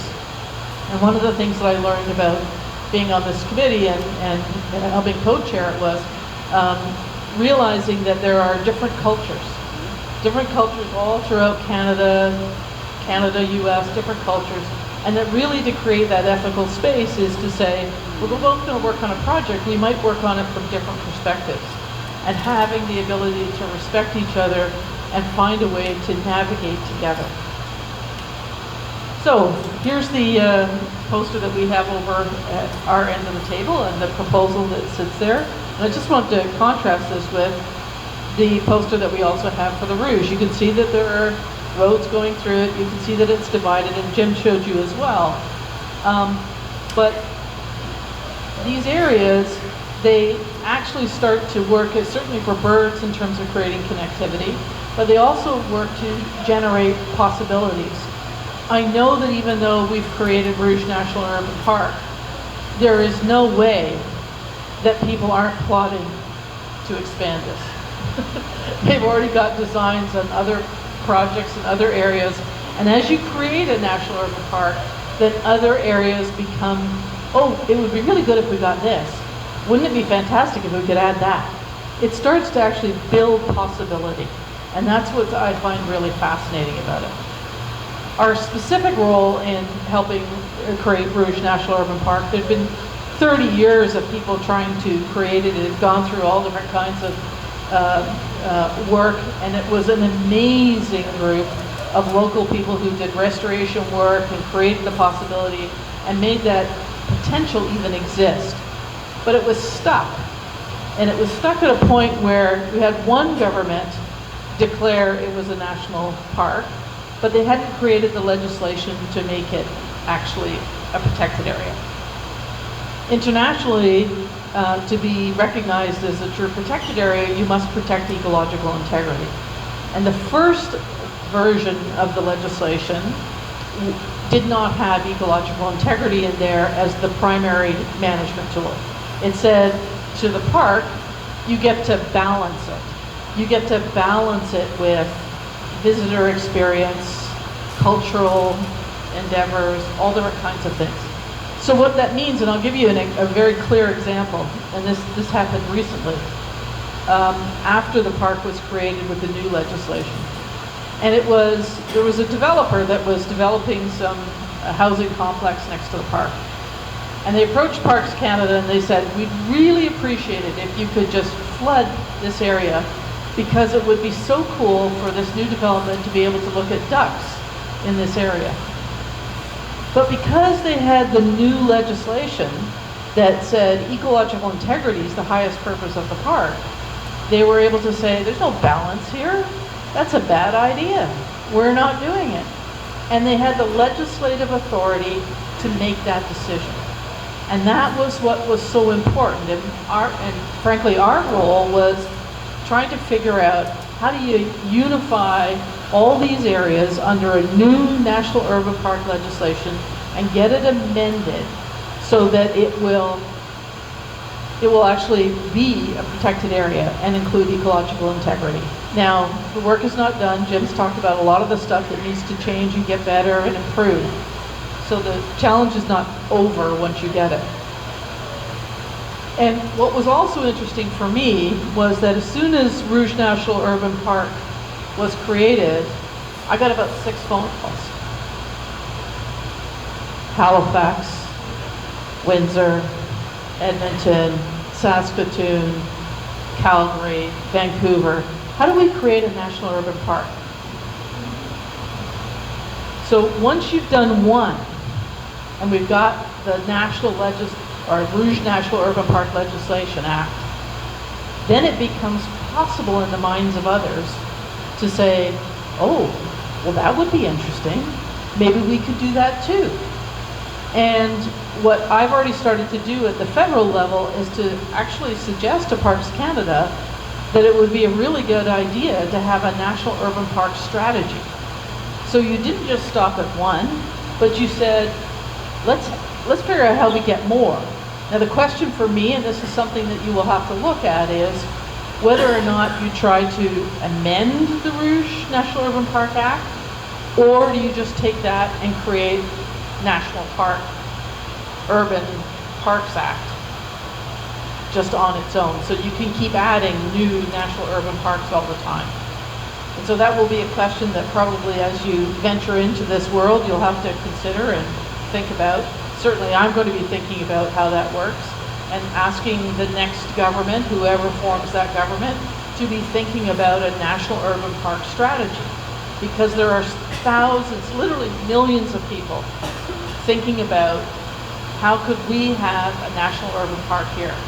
An example is in Halifax, they have Birch Cove Lakes. It's all different little pockets of land, and they're buying up these parcels, and it's the municipality that's trying to protect it. But a little municipality trying to protect against development is very, very difficult. You get big tools when you become a national park, and that's what the difference maker is. And then you can see we've got this over there. This is, again, some of our work. It doesn't actually show the bottom tip there, the peninsula, but this is an expression of the connectivity that we have in Ontario, and this southern portion of Ontario. And it actually started to tell us a story in terms of how do we start to create connectivity.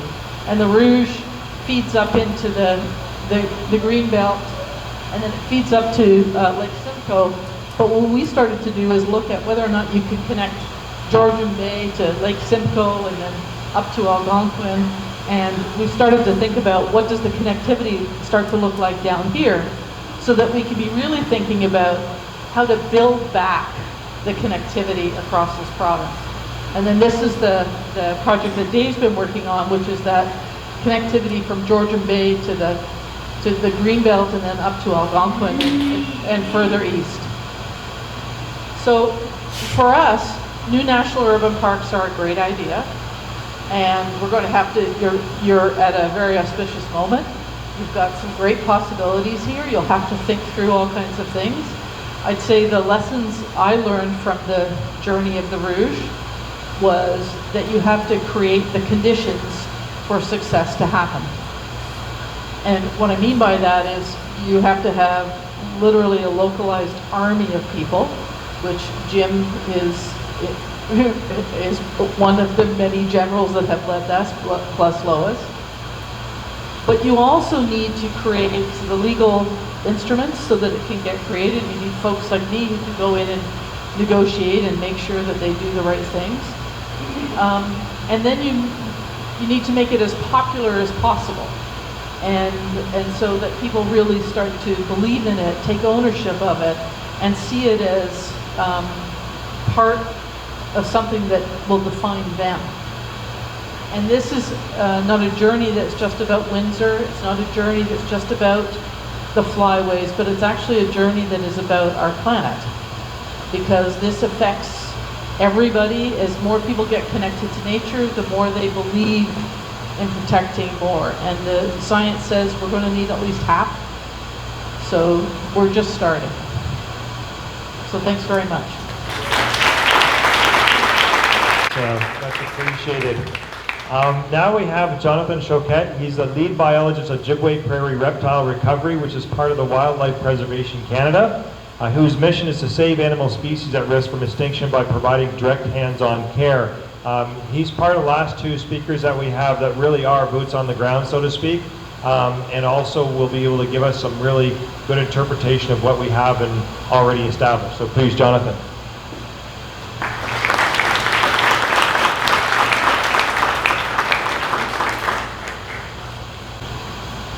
Hi everyone, I'm Jonathan Choquette, and I am the lead biologist on the Ojibwe Prairie Reptile Recovery Program with Wildlife Preservation Canada.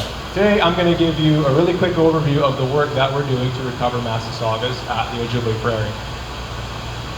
As has been mentioned, we are in the midst of a biodiversity crisis, a global biodiversity crisis, being called the 6th mass extinction. And reptiles are being hit as well across the world. They are feeling the decline. In Canada, actually, almost 70% of our reptiles are at risk. They are actually one of the vertebrate groups that is the most threatened in our country. And coming a bit closer to home here in Essex County, we just put this paper out recently that shows that the majority of our reptiles and their close cousins amphibians are actually have disappeared or are rare locally. And the Massasauga is one species that we have here locally that is also affected. It's actually probably the rarest reptile that we have in Essex County. And it's the only snake in Canada that's of global conservation concern. This is an interesting point here. And that's because Massasaugas are declining across the range. Across North America, we're seeing a loss of this species. And what that is actually a slow blinking out of local populations across Canada and the US. And our population here at the Ojibwe Prairie is actually probably the next population to blink out. And this is unfortunate. And it's due to a history of land clearing for agriculture and intentional killing by people who don't like these animals. And more recently, we have road mortality and fragmentation of habitats by roads and ongoing residential development that are pushing this species to the brink in our area.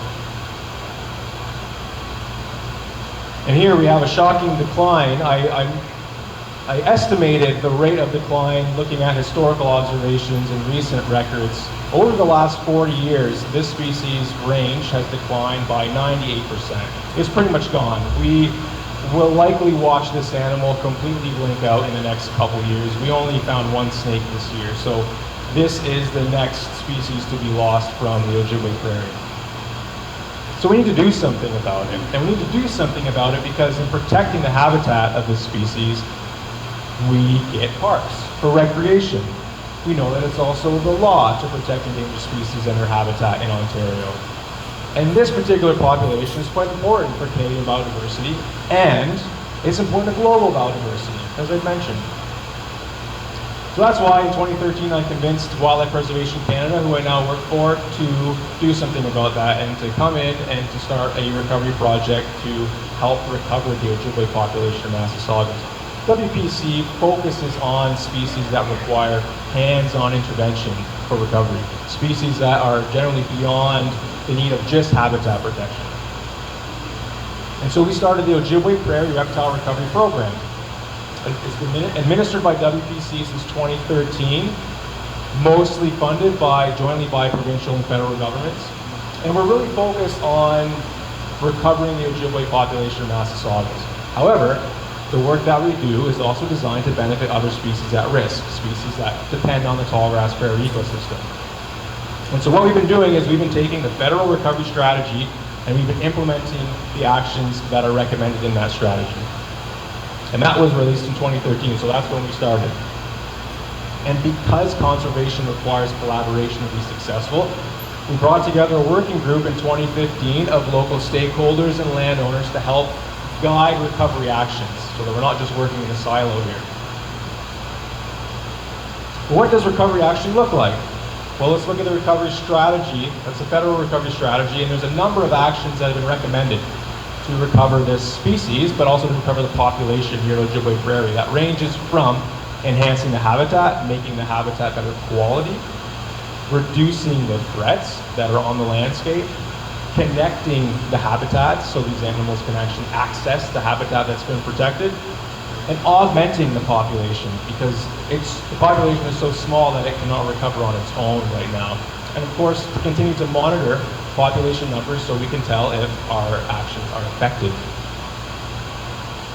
So we rolled up our sleeves and we've been doing some of this work for the last couple of years. We put about over 1,000 person hours annually monitoring the population, assessing threats, and surveilling the habitat.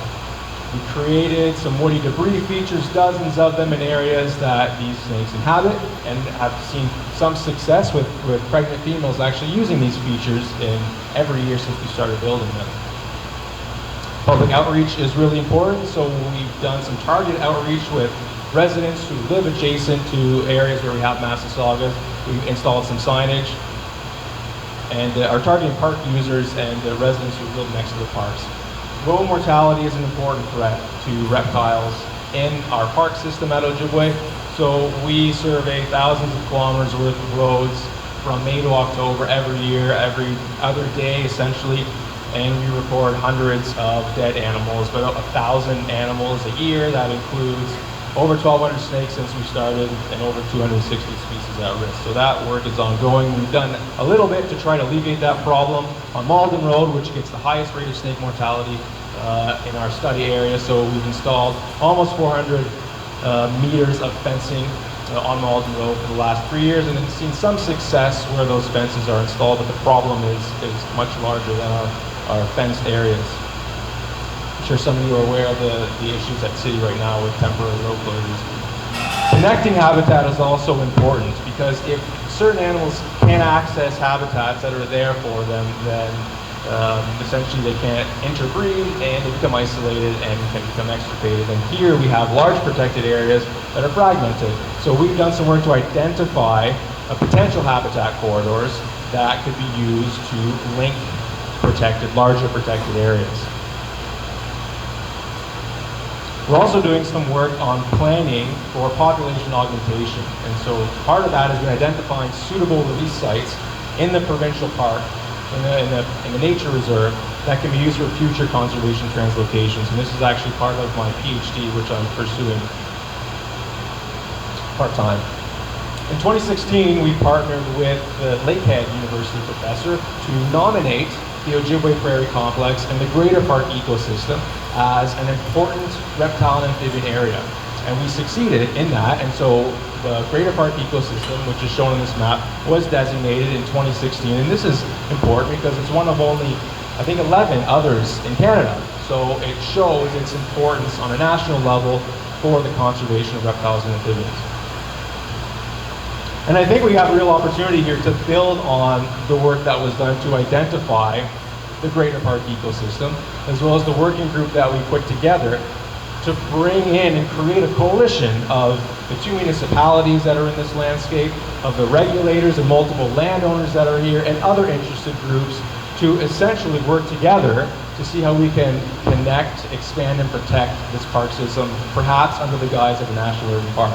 And just a quick back of the laptop calculation that I did shows that within 4 kilometers of the center of this greater park ecosystem, so from the nature reserve, we can get about 10 square kilometers if we include existing protected lands and unprotected natural habitat. So 10.25 square kilometers.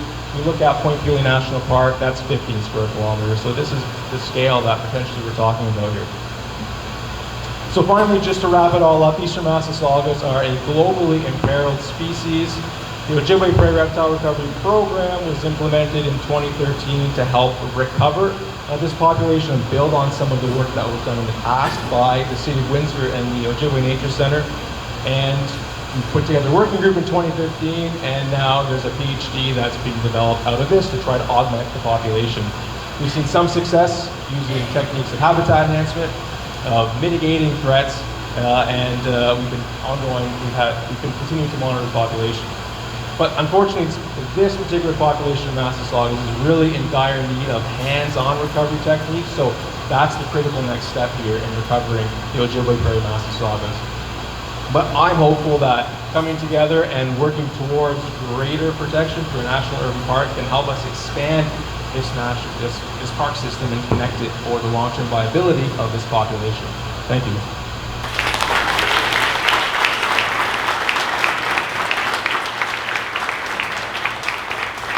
Thank you, Jonathan. He has actually been engaging a lot of the youth as well, too, and so it's been exciting to see the projects that he has. Now I'm going to call Phil Roberts up, and Phil is the Director of Parks and Recreation of Town of Amherstburg, and formerly also the Director of Parks and Recreation of Windsor. And he's also been working with a lot of community groups and organizations. Much of the land that we're looking at here involves municipalities, so please, Phil, I thank you for giving some guidance here. I'm not sure who's doing your planning here, but brevity has never been a word in my vocabulary. But I will keep it short. I know we're getting late here. There's just, and first of all, the presentations have been fantastic. You know, the concept of an urban national park is relatively new, and we've been following the Rouge River for a long time.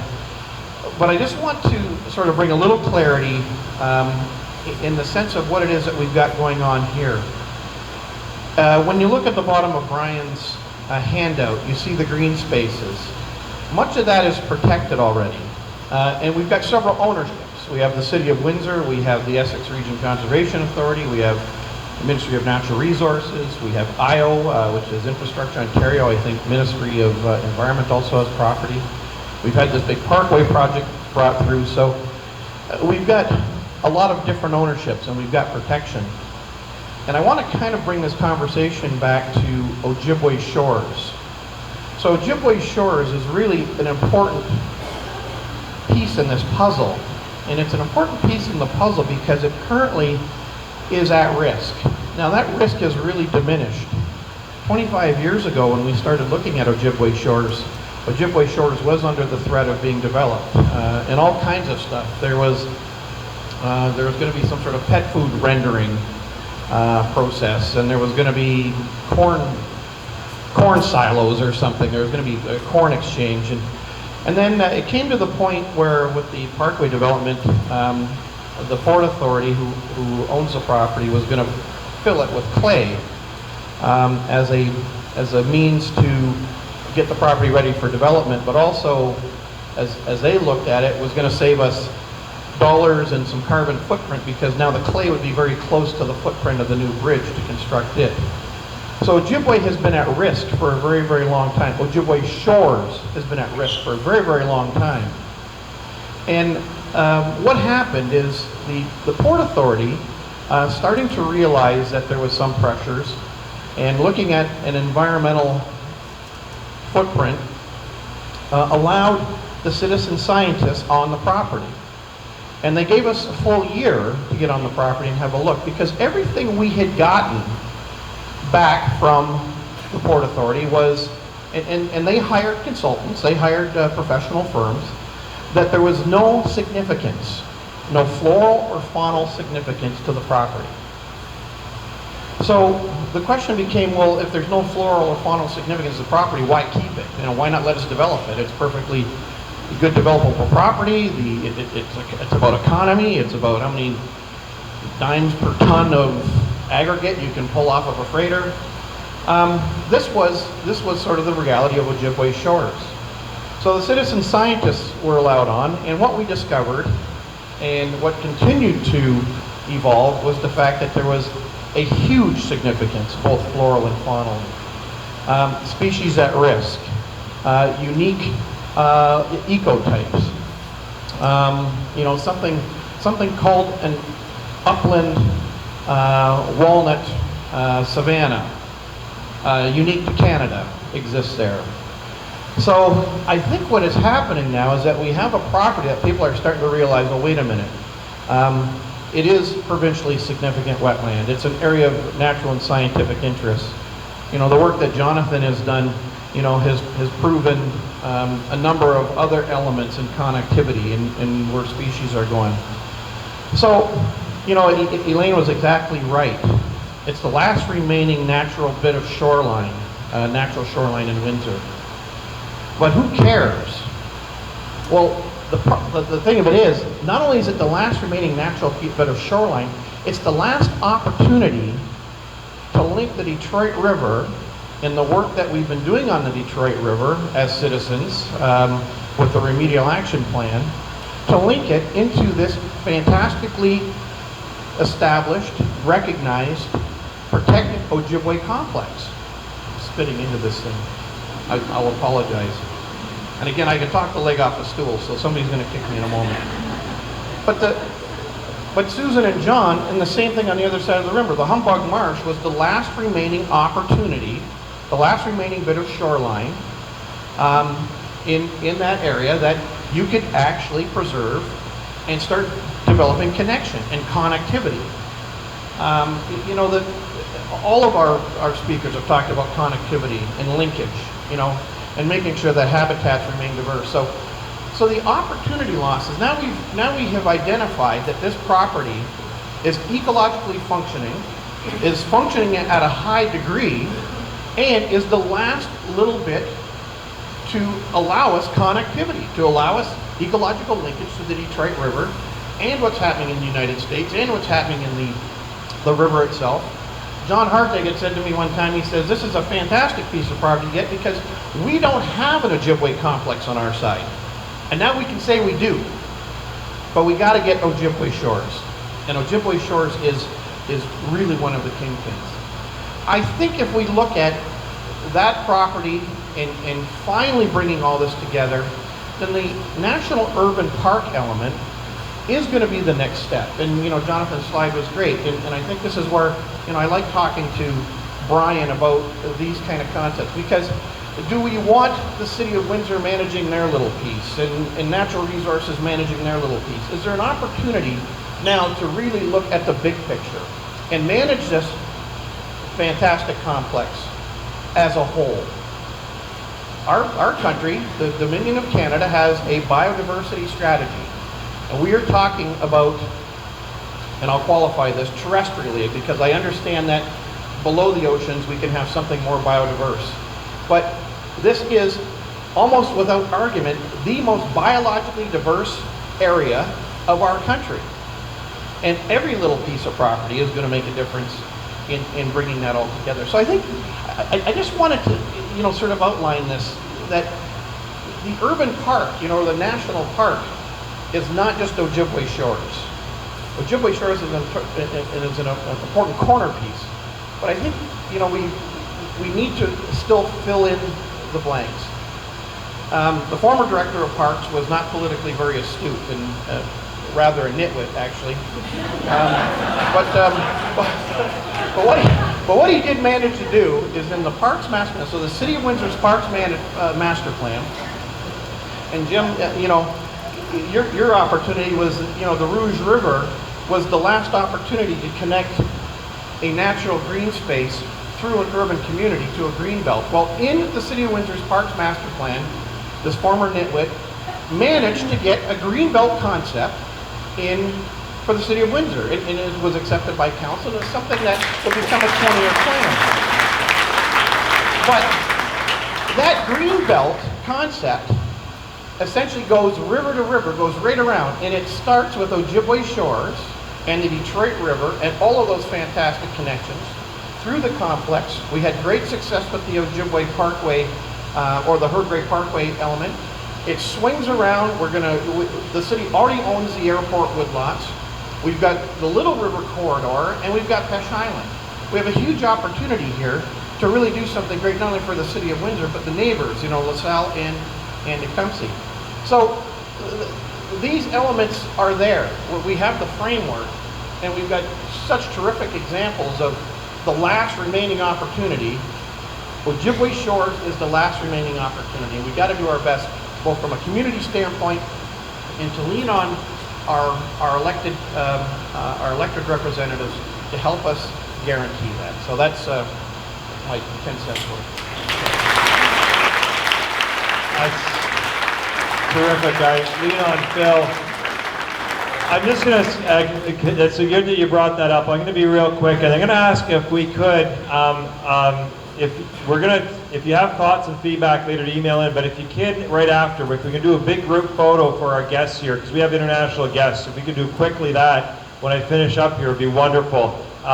Because we want to have this moment, because I regret that for some of the border and other meetings, and I'd love to do that to share for our guests, because anything's possible. But real quickly on Pesh Island, I was on city council for Pesh Island, and at that time, I won't say, I'm not going to be partisan, a certain government made us buy a provincial park for $1.3 million. And I can tell you, we didn't have the votes on city council to actually do that without selling the woodlot across the street to actually pay for Pesh Island, because at that time there was such a clamor to put houses on Pesh Island because they had been there in the past.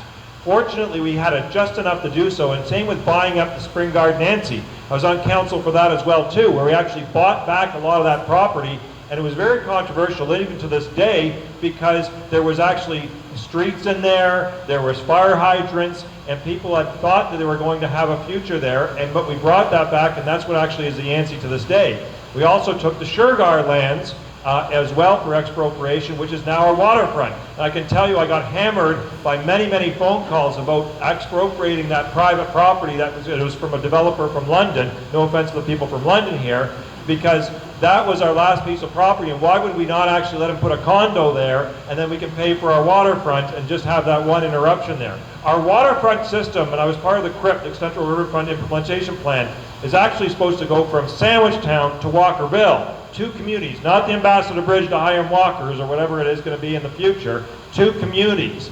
So I'm really strong about doing this. And Ojibwe Shores right now, there's 2 options for it. It still is listed for actually development on that for a long-term lease. It can do one of 2 things. It can be transferred by 2 signatures, which means 1 phone call, which I've been trying to get this government to do, and I'm not going to get partisan about it, but it still is that a possibility. It can be transferred, we found other cases it can be, to the Ministry of Environment. That can happen anytime. And that is actually under the Canadian Marine Transportation Act. It's allowable, it's possible. Or what's happening right now, the City of Windsor is in negotiations about potentially swapping or buying or purchasing some land with them at that time. So those are the 2 scenarios that are out there, but it's viable. We have to stay vigilant though. Most recently, the Port Authority tried to take the community benefits for Sandwichtown for the border and actually suggested that that money go to actually a long-term lease of that property for 30 years. That money was supposed to go to reduce poverty, increase education and other opportunities for youth, because that area has some of the highest poverty rates and has some of the highest unemployment, and not only just in our region, but our country. So our community benefits. So we're talking about not only Ojibwe Shores as a community incubator for that area, it's also important for also continuing the extension into South Windsor here and along the Herdgray Parkway, as Phil has wrote in terms of even going the green belt around us. So I want to say thank you very much for everybody being patient here and for coming here. I want to thank, I've got a couple of things to thank in particular. My staff, they have been very hardworking doing this, and please give them a round of applause.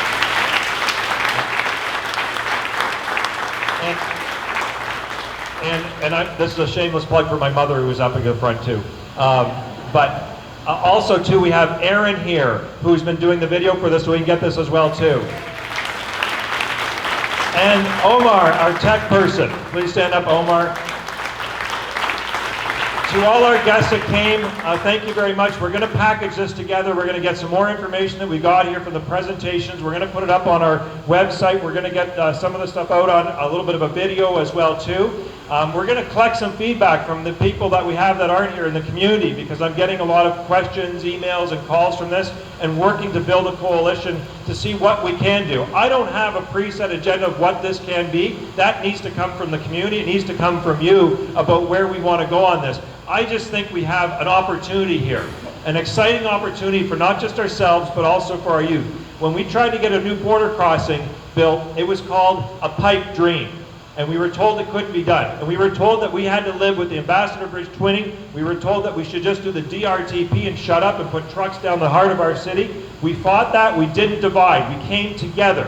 When they tried to pit us with their articles, the commercials, all those different things, we didn't do any of that. And we now have the Herb Gray Bridge Parkway, and then now the Gordie Howe Bridge being built, which is really the great compromise in many respects of our community. These are really opportunities, and I would love to see coming into Canada here and connect with our American friends as well too. A wonderful opportunity to showcase something different. I'm going to end with that and say thank you. If we could maybe quickly assemble over here, let's do a photo for our guests so we can put it together and show that we all care together about moving forward and what's to any rate possible. Thank you very much for all our guests for coming here. Let's do a quick photo.